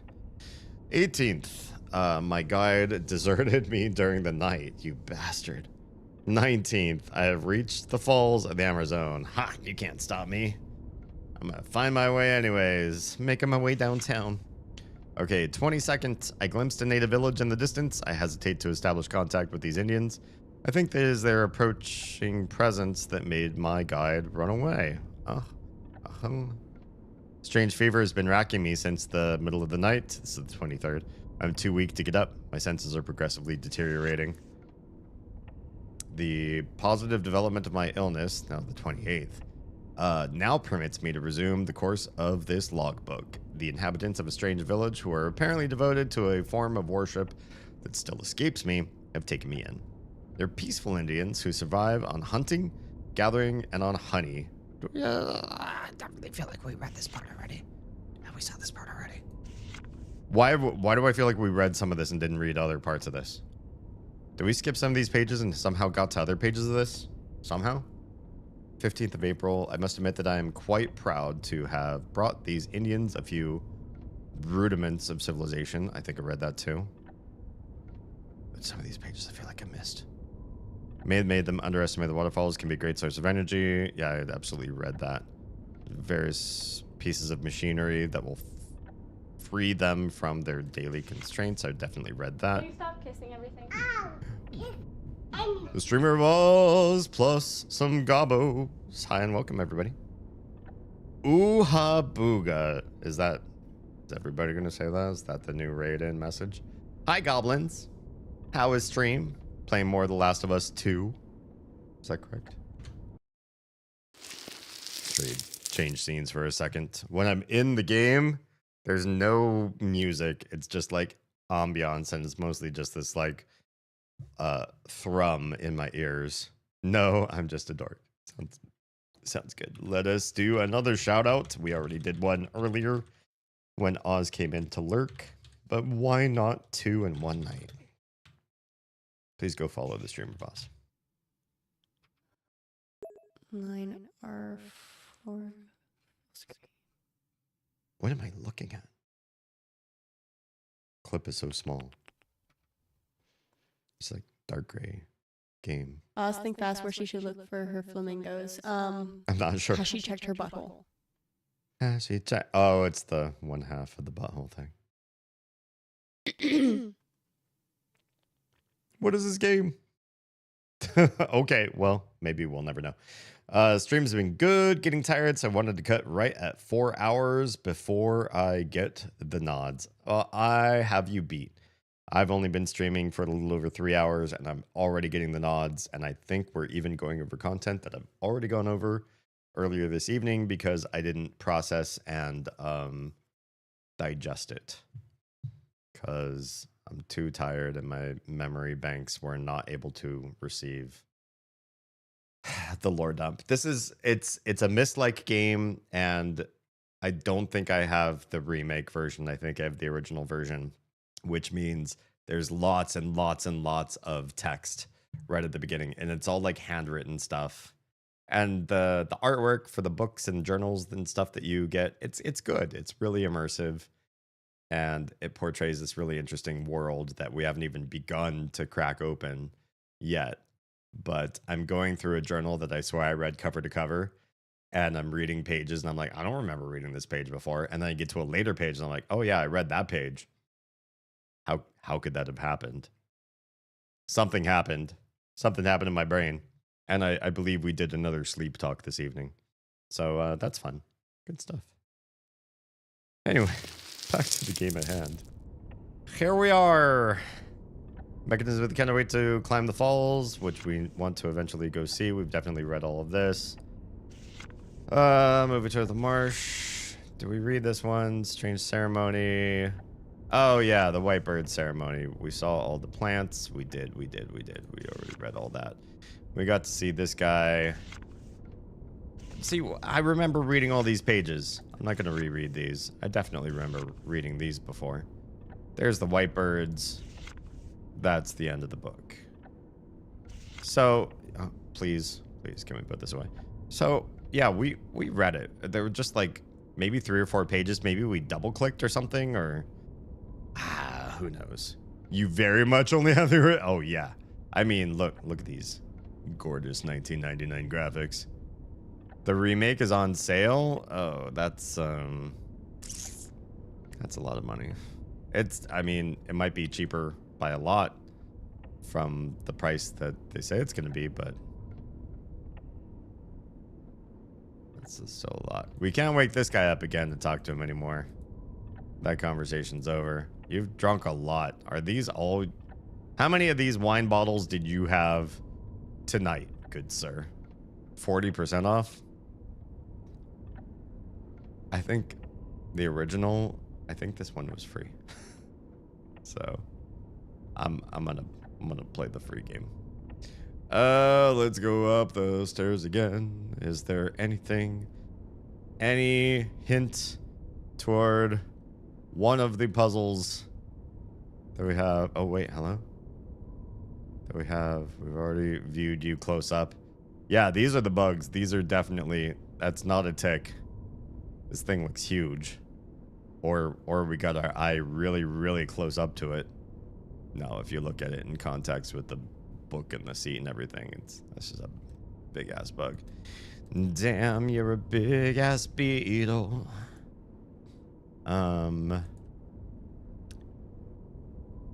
We have studied so much of this room already. I just don't feel like we have found anything that could resemble a legend for any of the puzzles that we have uncovered so far. We have places where we do enter in a code or configure something. We just have to be able to find where that information lay. The original is $12.99, so I got a $13 game for free. That's not bad. I saved, I mean, girl math, I saved infinite more money because paying 0 for something is basically like dividing by 0 when you're doing the math to see how much you saved. Yeah, aren't any other channels for this. Yes, there are no other channels, and we also can't skip this. I shouldn't have clicked on TV. It's great. Thank you. Thank you. It's not on sale. It's part of a bundle, but it's normally $39.99. But it's frequently on sale for $20. Oh, okay. Wait, Troy, you don't know the girl math thing? Oh, God. I didn't mean to do that. Oh, that's new. Hang on. I didn't see that clicker. What do we turn on? And why can't we get closer? I hear a thing happening. Just don't actually see it. And I can't. There's no clicky to bring me over to understand. We're just gonna leave you on because maybe you make something else work that we haven't found just yet. I'll leave it how it is. Girl math is often used. Oh, we've been here? Yeah, we've been at this angle. Girl math is often used in justification for buying things that you don't actually have a personal budget for.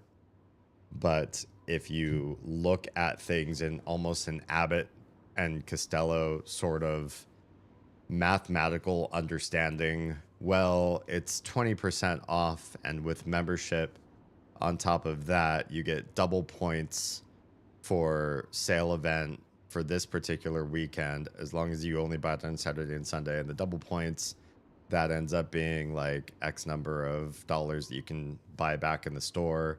So the company actually paid me more than what the thing is worth in the end because of what I get in terms of there's just all this weird like double speak justification and wonkiness about the math that makes things that makes what you're ultimately doing is you're spending money. You ultimately spend money out of your pocket, but you end up convincing yourself that you're saving money in the long run, or you're making an investment, or something you could flip later on if you really worked the system. And so you're actually dealing in negative money purchasing. You're getting money for buying something. It's almost never the case, but yeah, that's how it goes. How's that girl? Don't know. It's just who knows why they have to gender it. We've definitely been up there. I've met plenty of compulsive shopping sort of people, and I can tell you it's nobody has the inside track on this. It's just if you can't help the dopamine addiction of buying things on sales and using your money in bad budgeting tactics, or doing stuff because it feels good instead of it's mathematically better, you end up paying more in the long run if you choose certain paths versus others. That's just bad all the way around, all the time, no matter what.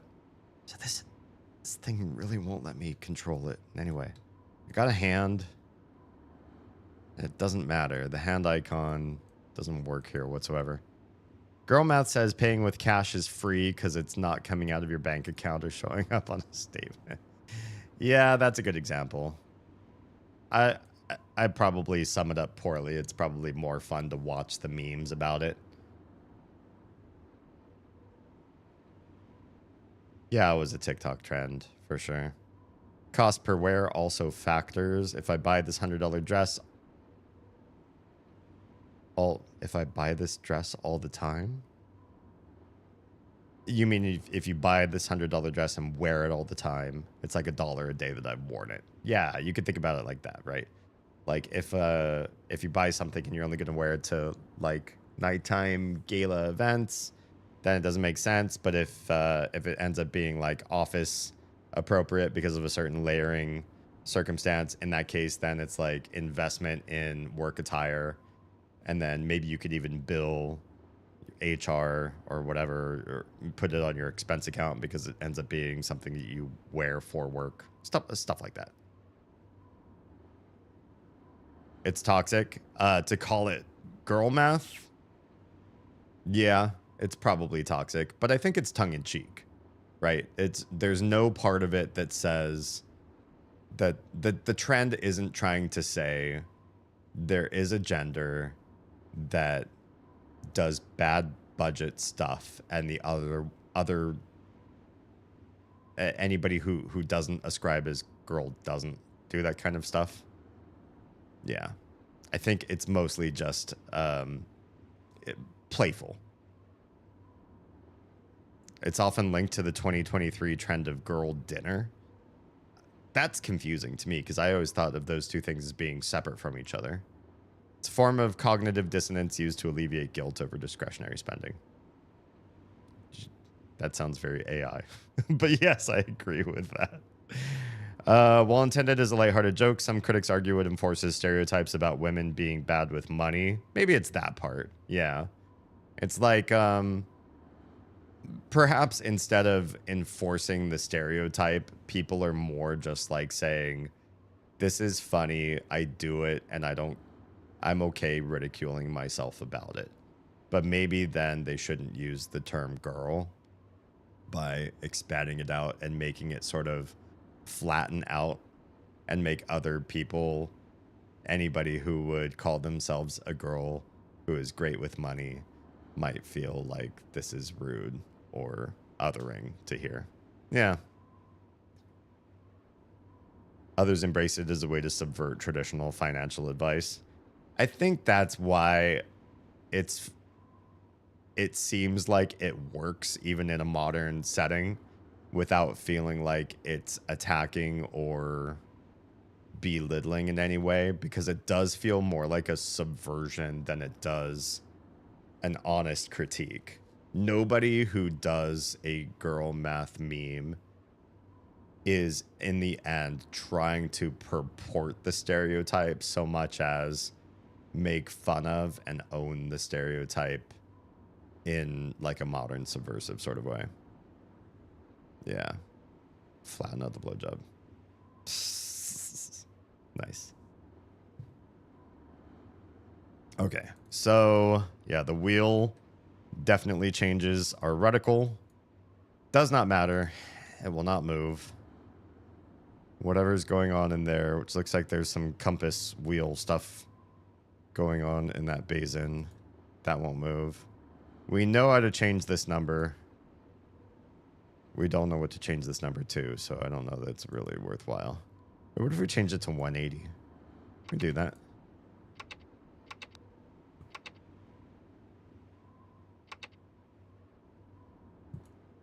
When we leave this, doesn't seem to do anything.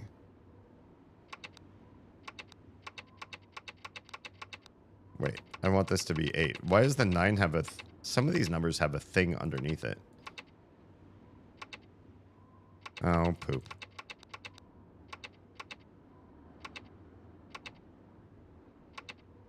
No. Give me the right digit. One more. Boop. I want this to say 180, and I don't know why. It's just one of the only numbers I've seen in the whole game that's a 3-digit number. And it's mostly just from looking at these. Because you got a 0, a 90, and 180 degree telescope here. And we've got 2 of those.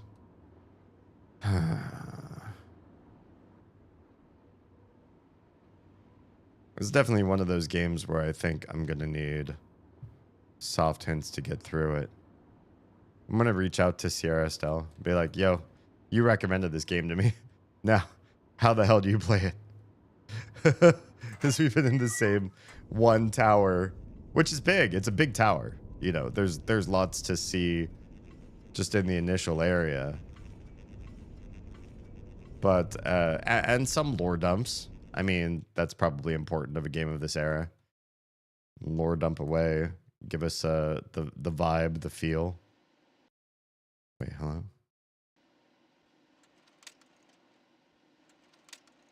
There's really nothing else but her. That's a little bit compulsive there. There's the bug. birds.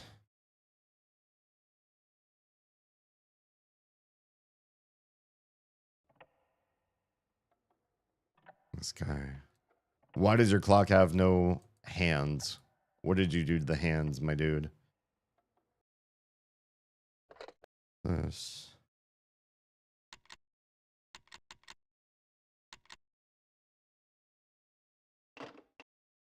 This is a Belgian game. I don't think they do 911.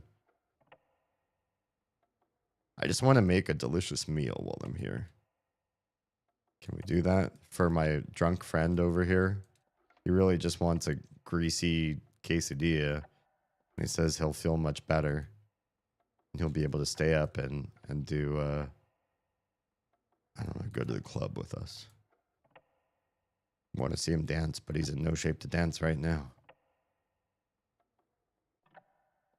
There's like nothing. Nothing else. Oh, there's so many things that look like they should be interactive here. You can touch the phone. You can interact with the phone. You can leave through 2 exits.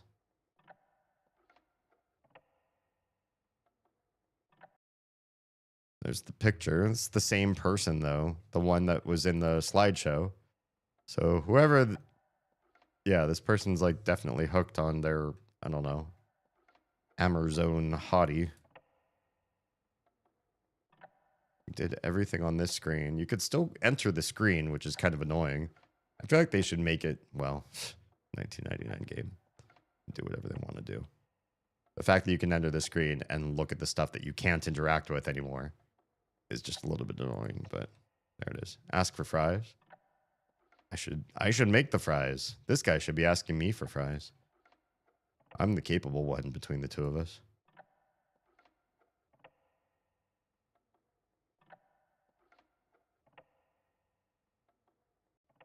Okay, well.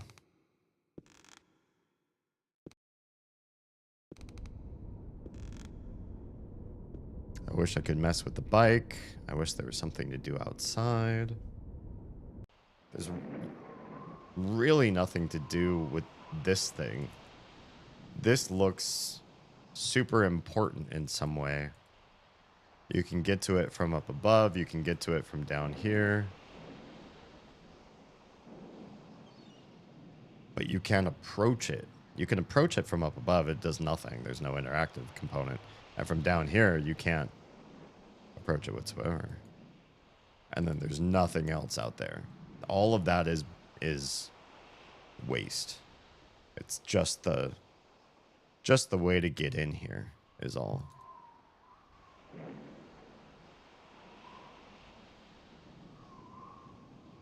Yeah. All right.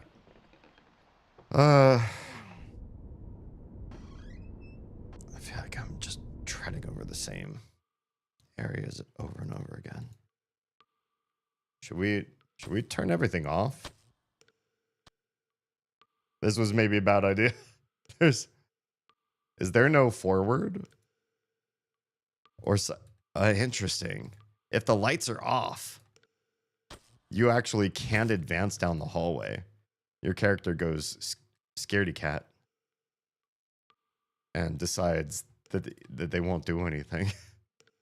I didn't think that was there. So there are some things that you can toggle on and off as far as being able to progress somewhere, depending on whether there's energy or not.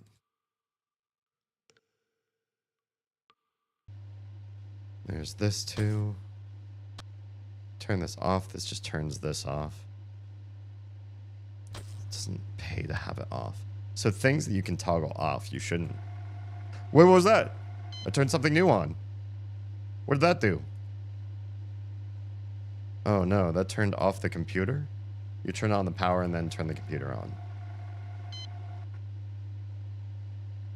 Well, that didn't do that either. Let me take a break.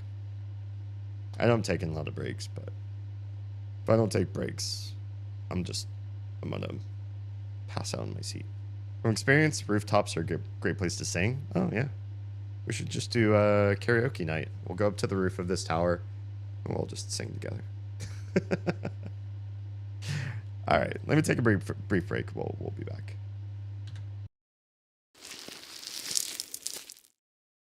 I want to walk into your restroom and feel like it smells and looks so clean.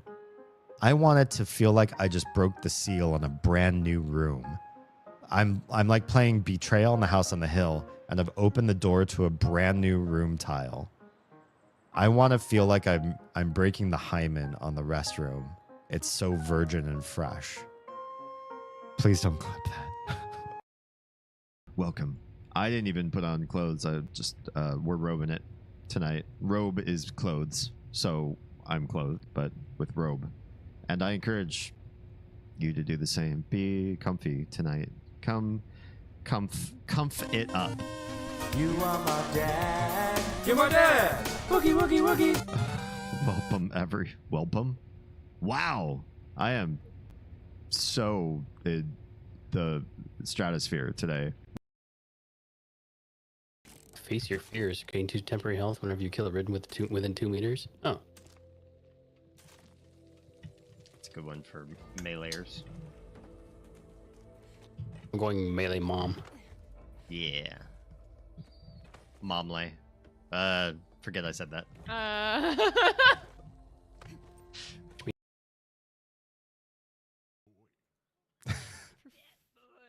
Yes. Oz laughs like with all of her essence. Oz also burps with all of her essence.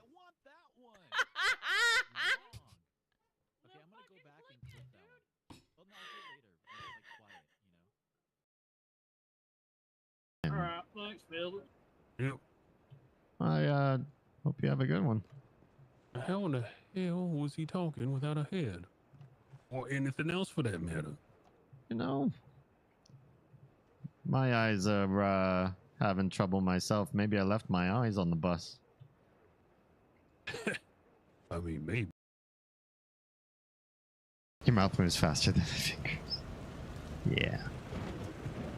Ooh woo. Ooh woo. I need to take my night pills.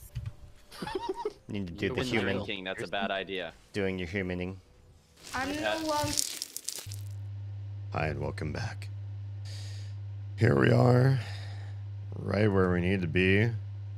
We do still have a sledgehammer that we haven't figured out quite what to do with.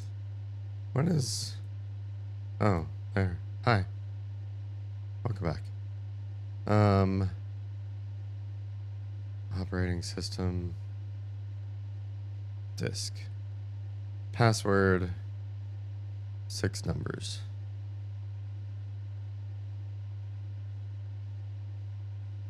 Is there anything in our reading that gives us a 3-digit number for the roof, a 6-digit number for this, or a phone number to call?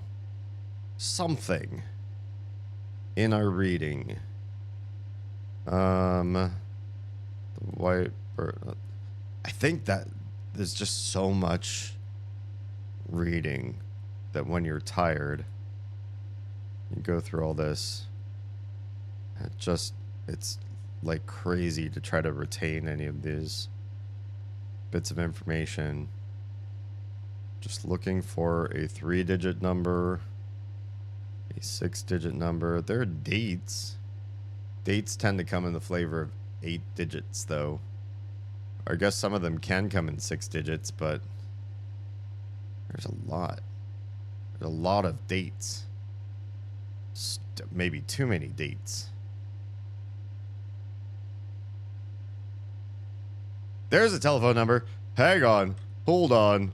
1 sec. Can we screenshot this? Literally no. When you try to screenshot it, it don't work. It don't work. I'm gonna have to use my phone. I did this on another game too. I can't remember which game. Where I was like, there's nothing I could do except grab my phone and take pictures and do it that way. Oh, thanks, Oz. You are my dad. You're my dad. Wookie, wookie, wookie. You Oz'd me before I mean, I don't think I waited that. long before I read your chat. Then there's this, but we have seemingly no knowledge of how to open that. I think this is openable by that code because it looks like this cable goes up, and then up and into, oh, maybe not. Maybe that's just a cable for electric. And that's not really anything. That's the one number that we found that might have some relevance somewhere. Because what else are we doing with our time here? Found the 3-digit number thing too? Wait, what? While you were watching, or are you...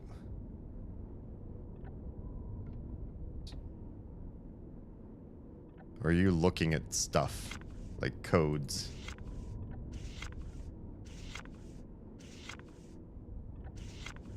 The phone number is too many digits? Is it? This game's not American. So, I don't know.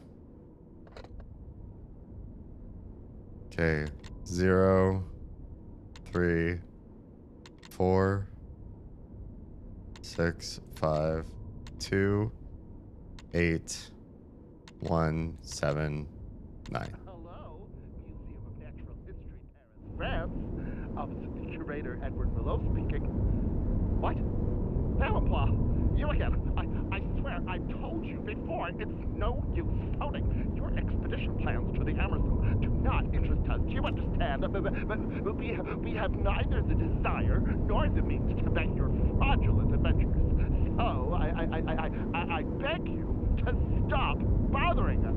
My predecessors learned the hard way the consequences to you, and I won't be taken in. Do you hear me? I am a serious scientist, sir. Goodbye and good riddance. Okay.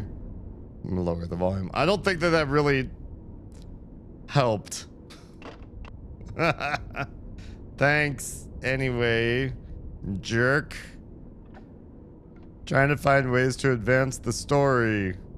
Not be brushed off because you think my trip is fraudulent.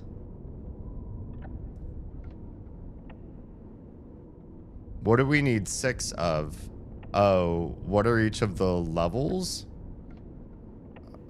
I don't know about... Oh, the lighthouse? Oh, God, I don't know. I've been up and down it, and I don't necessarily remember. At the top of the lighthouse, there's a 3-digit number. It can be 000 through 999. So, yeah, it doesn't have to be a 3-digit number, I guess. It could lead with a 0. But there's a 3-digit number up there. Then the computer is a 6-digit code. Go upstairs? Sure.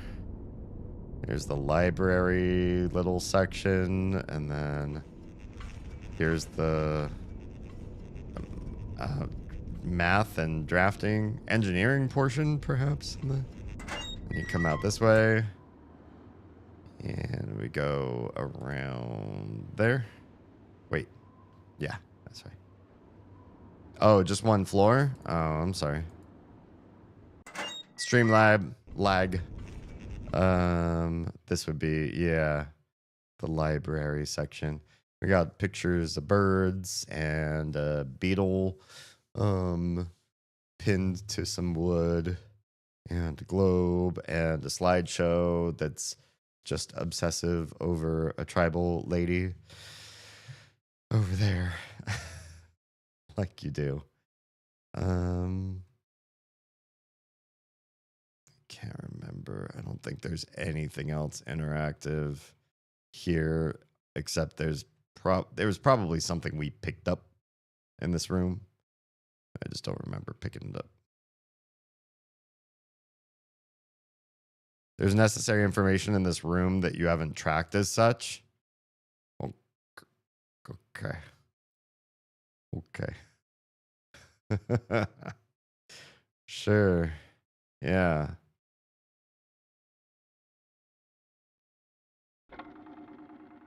Is it spinning the globe? Because I've done that a few times. That's always been fun.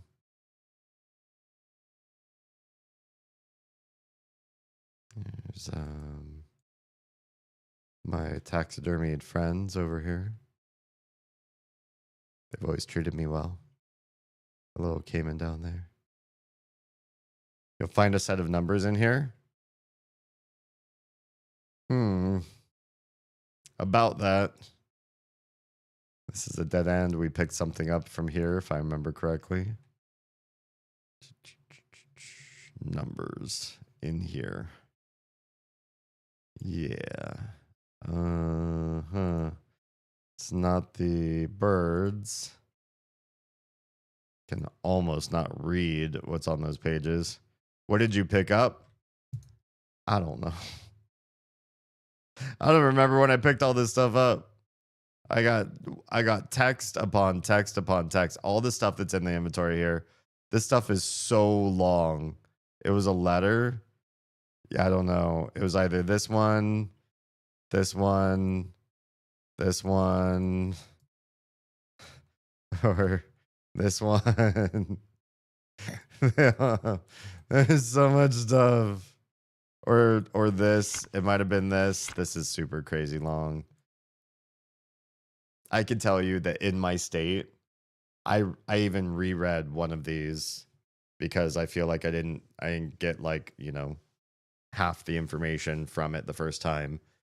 And I voice acted the reading and like maybe less than 10% actually stuck in. That's how like tired my brain is, and yet there's an immense amount of textual information. You know me.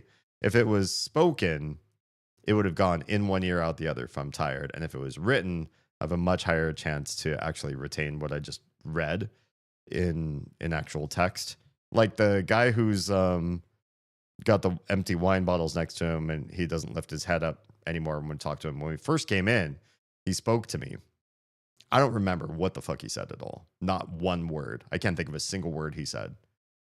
And I can't talk to him again. So no, I'm good. I'm not like wigging out or anything, Trot. Don't worry. Slow down. Do we want to go through these documents? This one has some dates in it. Mostly just months and years, which could be 6 digits if played just so. It's mostly talking about the love affair and the eggs and the birds, if I remember correctly. Yeah. From Valenbois. Then there was this one.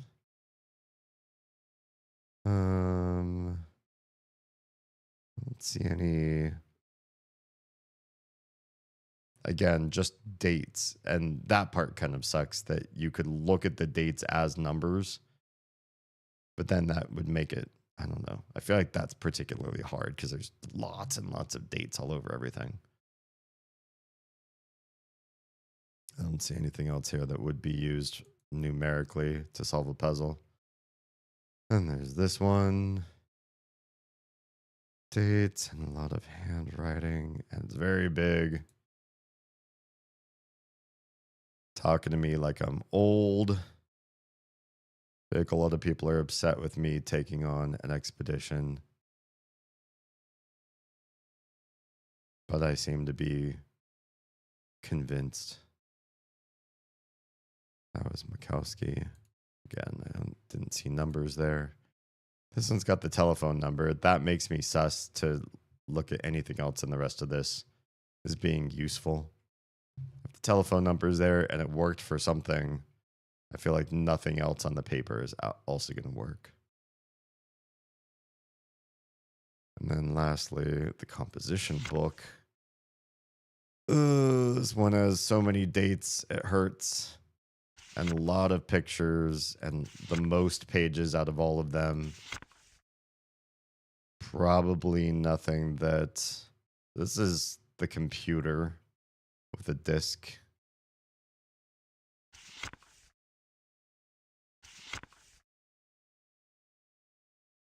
Yeah, I don't remember anything here.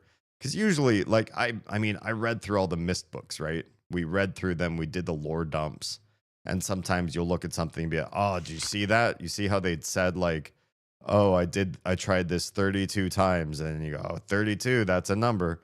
That's going to be important for this particular world when you encounter it. So write it down or take a screenshot or do whatever. Like, absorb that for some reason. But I remember looking through these, like looking at the pictures and everything, reading the prose and thinking to myself in my brain, it's like, okay, is there something to glean from this? Is there something beyond world building while you're going through this, right? Like the Beatles. There's a beetle that we've pinned, and so you look at these beetles and go, okay, which is the one that is the one that we pinned, and then what does it matter if we've matched the beetle in the office to the beetle in this notebook?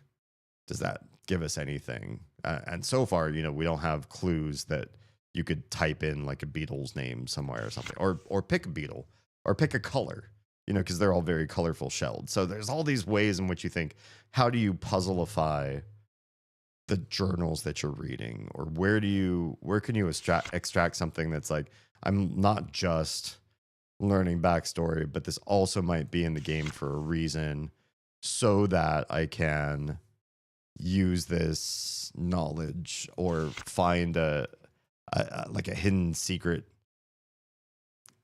some clue, not secret, but like a clue that brings you up to the next place you're supposed to get to.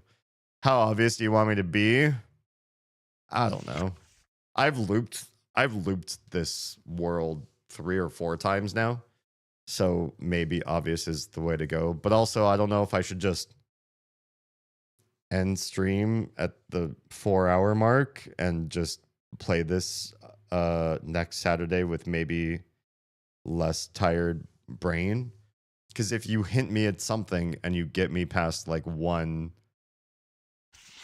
puzzle, am I more awake after that? No, I'm still tired and still prone to getting stuck in the same way again. So maybe highly direct hinting doesn't resolve the ultimate issue. There's nothing there. That's like the only page that has like no text at all. And so it makes me sus, like maybe there's a clue in that, but then I don't see it there either. Looking through the pictures, you're like, okay, so there, schematics, arrows, how do you use that? How would you, where would you control this thing to do that thing? And is there a parallel in the actual game world, or not yet, or never? I can be more vague. We could try vague if you all want to see me stream a little bit longer. I'm also comfortable getting some sleep. This is a travel log, which means that most of these dates are just, hey, I saw this thing on this day. Yeah, I thought so. But are there more significant dates in this book? I don't know. I don't know. I read through this book twice because I'm having trouble processing the book. Probably. My guide deserted me. Is that an important date? Probably. Start at the beginning? Bruh, you don't want me to sleep, is what you're saying. That's what I'm hearing, right? You are saying, if I'm saying, well, 4 hours does feel like it might be a good time, and maybe my brain's too tired to get through this book after all, and you're saying, bear with me, let's give you a soft hint. You were telling me, let's keep streaming. Yeah? Start from the beginning, go through it. Sure. Sure. You're not my mom? Yeah, my mom's dead. You can quit if you wanna. You seem to have a different motive, so I'll entertain it, at least for the interim. Alexander Valembois, born on this date. I don't know who this person is. I think it's somebody who's important to my story, but I can't remember. There's a journey to the Amazon. That seems like an important date. His birth seems like an important date. Maybe not to me. I don't even know who I am. If I have a name. There's the Amazon goose. I don't see any dates. David and Antonio watch the geese fly toward the Amazon. That doesn't seem that important to me. At last, we're off. Is this the date that they take off? Because this even has the hour and the minutes. This is probably important. There's even an angle here that you use the birds and then you angle whatever the hell that thing is. So this is takeoff date. Super important, maybe. You do have folks that want you to be okay. Some of you. But those only get you once or twice a week. Right. It's conflict of interest, right? You want me to give you the most show that I can possibly give you. And I want to as well. I do. In fact, when I cancel a stream since September, since I've dropped down to 2 streams a week, if I cancel a stream, I have so much guilt. I just took away 50% of my live stream time with you guys. And I don't want to. I have so many things I want to do, so many things I want to present, and so many ways in which I want to be online for everybody. Not just live, but other stuff too, which is, But yeah, also if the quality of my show is suffering because of where I'm at mentally and capable of playing a game, or my mental capacity to play a game, especially a game genre that I'm already bad at in the first place. I thought playing through all the missed games, maybe I'd be better at these types of games, but it turns out I'm not great at these types of games still.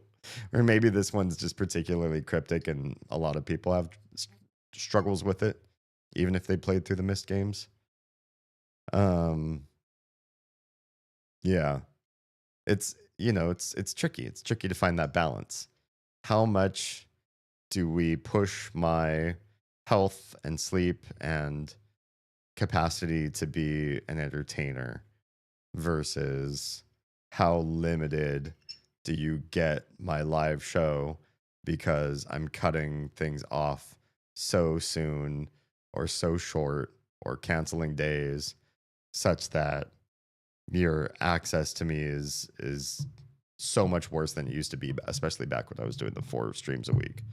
But when I was doing 4 streams a week, it was like maybe some of the worst health I think I've ever been in my entire life. I'd wake up and almost cry because I was so exhausted. I was like, I don't know how I'm going to make breakfast for kids and get them to school and drive a vehicle. I felt like some mornings I was like, I don't know how I'm going to get the energy up to get behind the wheel of the vehicle and safely get my kids to school because of how late I streamed the night before and how little sleep I got. Especially too, because sometimes the kids when they were younger had many nighttime needs. And so I'd quit stream, handle their nighttime needs, wake up and do breakfast and drive to school and all that sort of stuff. I'd always managed to find the energy. We never got in any accidents or anything like that. I was never pushing myself where it was like dangerous to get behind the wheel of a car. But it was dodgy times. And now that I'm at far less streaming, I find myself in some cases still struggling to get the energy, the ability to do all the things I want to do. In fact, I feel like there's more demand on my time and my responsibilities now than before I quit my day job. Yeah. So it's tricky. I don't know. So we could say October 22nd, 32. That might be something. And then do you do it in the order that they do it in? Here's the thing. If we're looking at these dates, Maybe we should actually be looking at them by the computer. Hey, buddy. By the computer that we can actually use to enter in some of these answers. Because the worst thing that happens, it just says wrong code. And then we try again. I do love that unlike some of the newer Cyan games, you can click fast through areas and get shit done. All right, do I have to use the disc every time to make this work? I guess I do. It was the 22nd of October, 1933. So if we do 22nd October 33.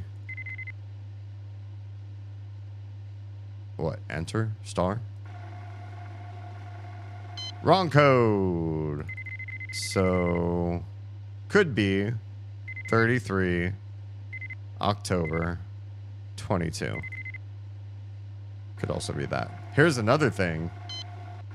This ain't an American game, so the idea of doing this as October 22nd, 33, this is almost certainly the wrong code. Because this is... What do you mean beep? Is this the right? Oh, it says wrong code there. Okay. Never mind. Yeah, but it sounds like an AC hum when you... It's the game. It's this machine, this generator thing for the computer. Yeah, if I leave, it goes away, right? It's just the game. There's a bunch of places in this game that have these like ambient sounds that are just built in, and then most of the game is like vapid of there's no music stings, there's no like little bits of soundtrack. There's no, oh, you discovered this, let's play a little ditty for you or whatever. Nothing. It's just the sounds of wherever you are, and some places just are soundless. And the intro to the game, when you first load up the game, it's just a screen with no actual sounds to it too. Which means I can't start up the game and use the music as welcome to my stream music.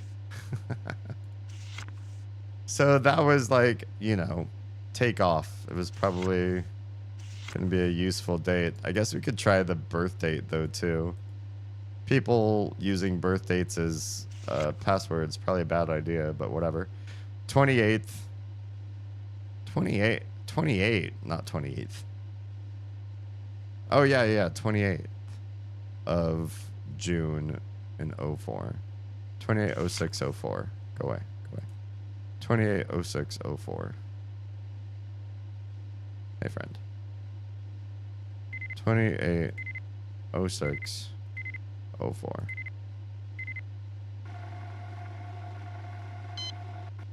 Authentication. That was it. It was just the birth date. The beginning of that. Yes. Checking status. Load. Loading data. Transfer in progress. Oh, those are beautiful sounds. Access base.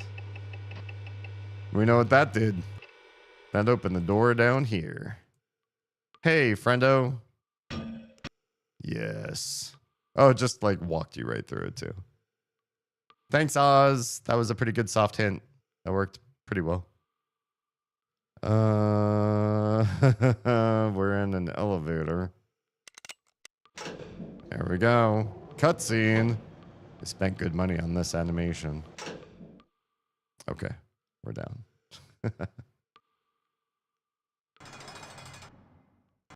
Oh man.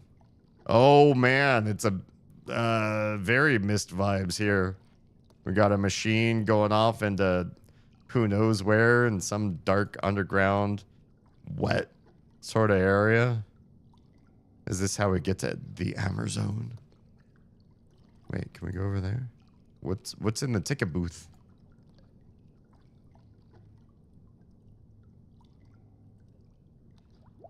We cannot actually see these schematics, but I think it's just schematics for the flying machine.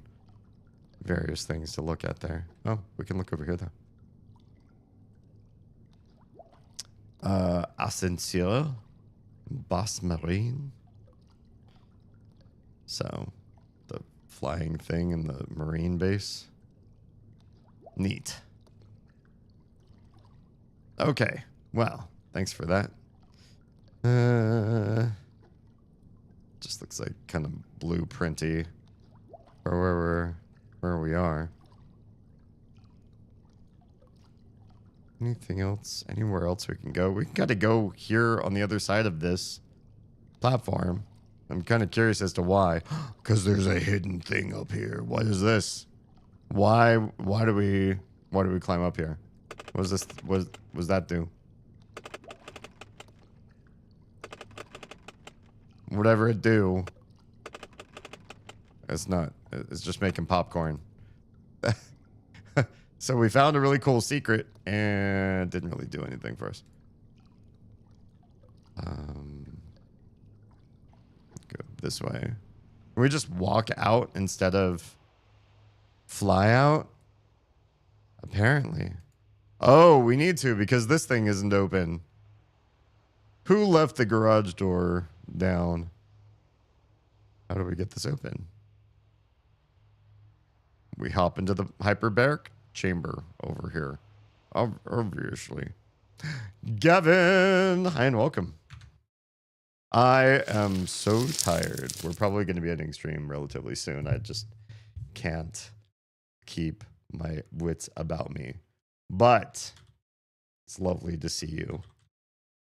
As tired as I am, I will pause stream and give a little shout out.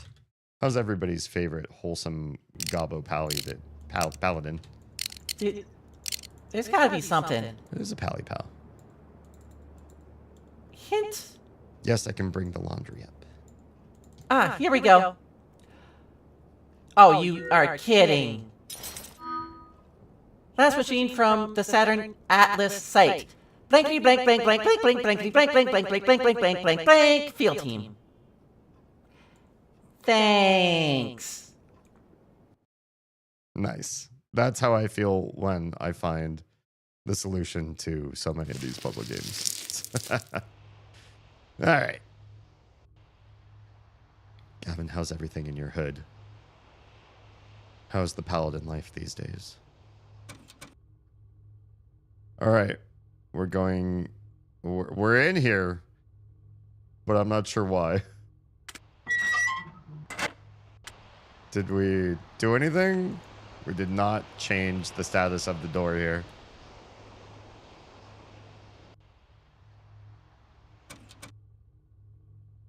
What does this do? We look forward as soon as we press that button, but I'm not understanding why. There's nothing else in here. It's not like an elevator. Oh, it is an elevator. Wait, we can't. Oh, you can't press down, but you can press up. Where does this go? Doing good. Was promoting my friend's game hard this week for his demo's launch. Good stuff. He's been working on it 8 years already. Wow. I wish him great success. If you'd like to use my chat to shout out your friend's endeavor, by all means. Okay, so we've got another hello 140 degrees. Why is 140 red? Oh, the birds are there, I think. And then you add 5 degrees, so you actually need 145. That's what you need at the top of the thing, I think. We finally found the right angle in this one hidden, creepy room where you only use it to look out upon the waters. Okay. There's more up. Nah, I'm confused. Oh! We found a shortcut. Of course you use this number here at the lighthouse. I thought you did anyway, but this confirms it. You would not be able to get up here using the elevator from wherever the heck we just were, unless 145 was the solution to this puzzle. Definitely is. And why is it 145? Because we actually paid attention to what we were reading. And know that we have to add 5 degrees. There it is. There it is. I heard something. Can we move this now? Hell yeah. What did we just do? I have no idea what we just did. We did a thing. Probably. Did we do good? Who's to say? We can get back in this.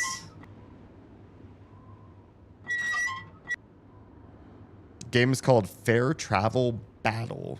It's like a cute version of Magic the Gathering and Hearthstone. Oh, nice. Every person I invited on my stream to play it was super impressed and put it on their wish list. I'll have to check it out. Okay, there's no more up. This will lead us to the observatory area that's going to be useless. So we'll go one more down. And then the door to the garage will miraculously be open. Damn, it's not. There's the rub. Wait, we can't even go back? Oh, you can. Oh. It was a little bit hard to find the clicky. So, what's your deal? We're here in the cockpit. We're in some water. Can we... Oh, do we need the disc? Does the disc have what we need now? It does? Load. We don't even need a password for this one. It does need the clicky. Oh. Whoa. There's our solution.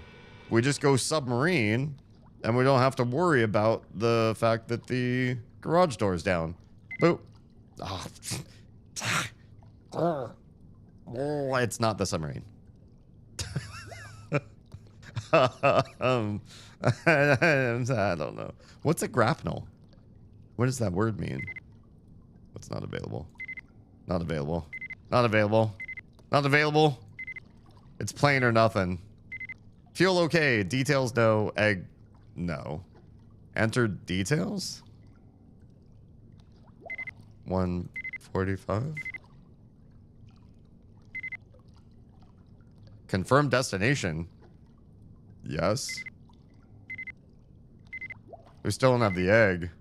Missing egg. Yeah. I don't know what to do about that. Okay. We go find the egg. No, no, no. No, no, no, no, no. No. Okay, good. It turned off on its own. Sorry, I just like touching things. I didn't think it was actually gonna try to start the machine.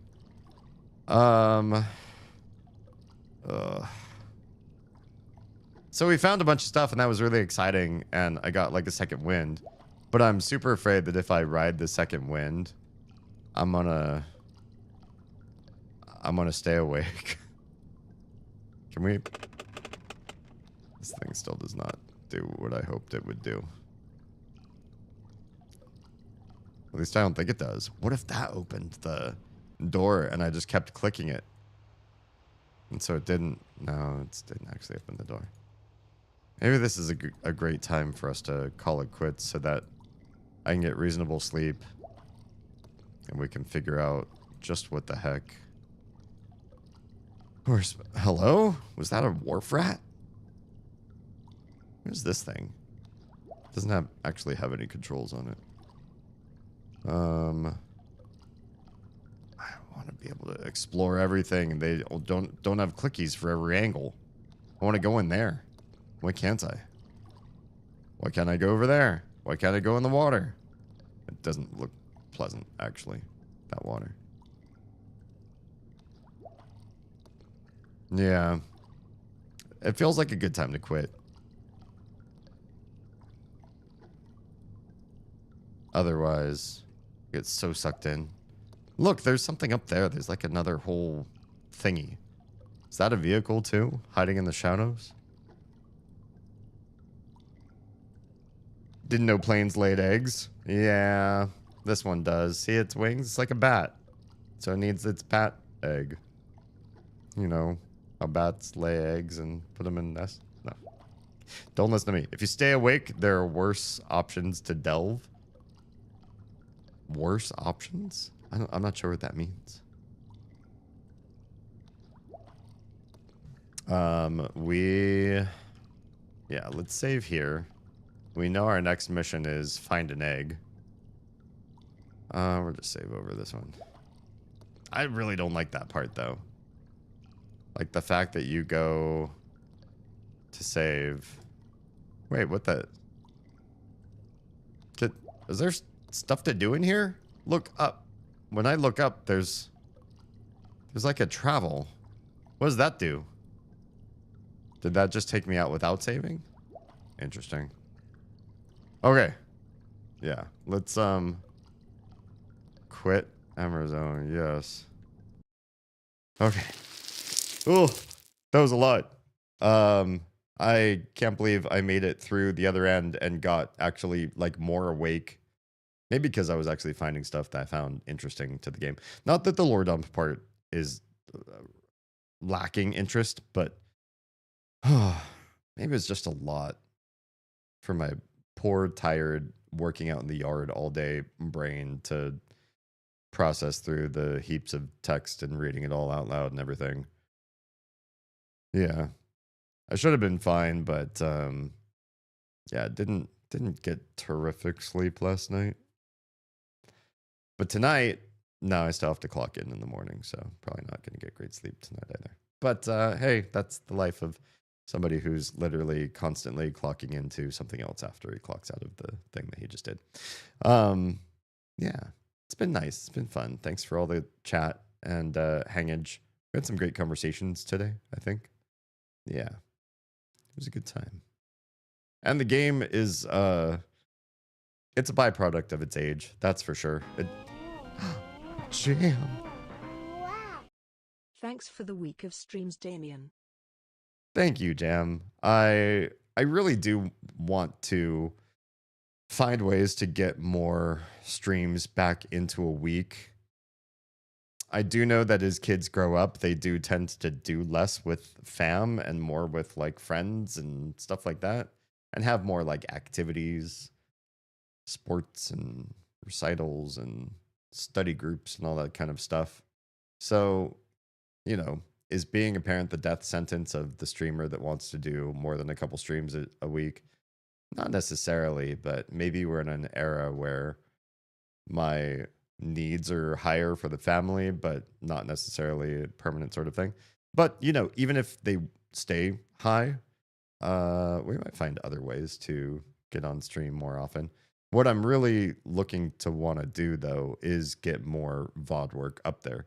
For those of you that have followed me for some time, you probably have seen that I've been getting more and more short form content up just to get the algorithm sort of primed for my presence and send me out to more people than just the loyal fans of y'all who have been here for as long as you have. Try to get us to meet new people, expand and outreach, and generate more passive ad revenue than rather relying on the appreciative generosity of you all.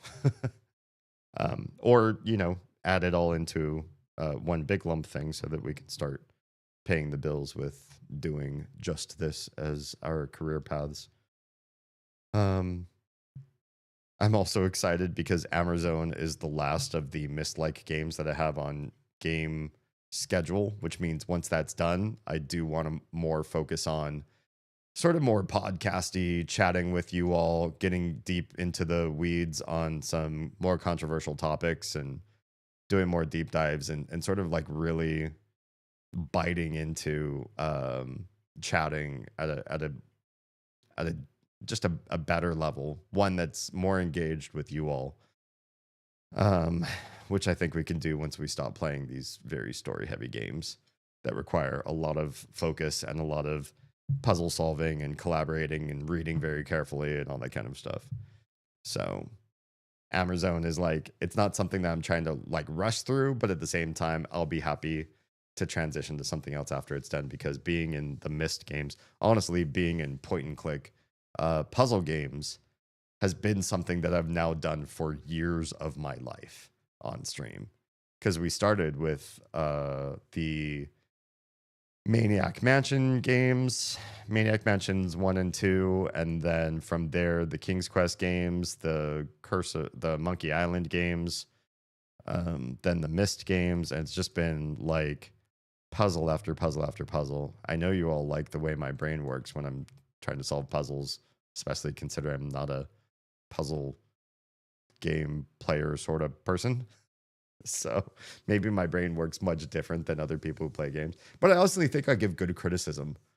And I think I like to be able to say, like, the art was really great. The story was really great. This puzzle was like poorly designed. And I wonder if people like to hear that, because I do feel like there's so many takes on reviewing a game that you've played where people are just gonna like either shit on it or they're gonna glaze. And either way, it's like, it's unfair. Most games are a mixed bag, right? There's something really cool as the reason why the game's popular. It's the reason why you as a streamer ever played it in the first place.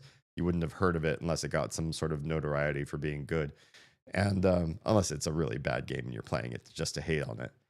But also the people that say, you know, this game's perfect, it's great, and everything about it is great. You're probably disenfranchising a lot of people that didn't have the same experience as you. And so I do like sharing my opinion on the stuff that we've played through. Anyway, yeah, I am going to go embrace some comatose times. It's been a lovely week. I hope you all have enjoyed. I had a really good time in Stars in Time yesterday, and I do hope that you all join me again next Friday for that. Most of my streams, I do try to start at 10 p.m. Eastern, 7 p.m. Pacific, and my schedule's been a little wonky recently with that, especially this whole year. I just feel like it's been really off. So I do try to stay up and try to add hours to my stream to make sure that I'm not shortchanging you, but that can be hard because it can really ruin my next day if I've got something going on or a lot of stuff planned. So yeah, there's so many variables to consider. Anyway, it's been a good year so far. I can't wait to see what stuff we have in our future, and I hope that you can't wait too. It's exciting. It's exciting times, and I've got the best community to meet all of that stuff with. So appreciate your faces very much. If, you know what, I'm just going to say it. I'm just going to say Twitch. I don't even care if TikTok hates that I use the word Twitch. If you're watching on Twitch, we're going to go find somebody to raid out too. But for everybody else, your stream is ending sooner because I'm not raiding out on all those other platforms. It's just too much of a headache. And some of you, I can't do raids on depending on the platform. So there's that too.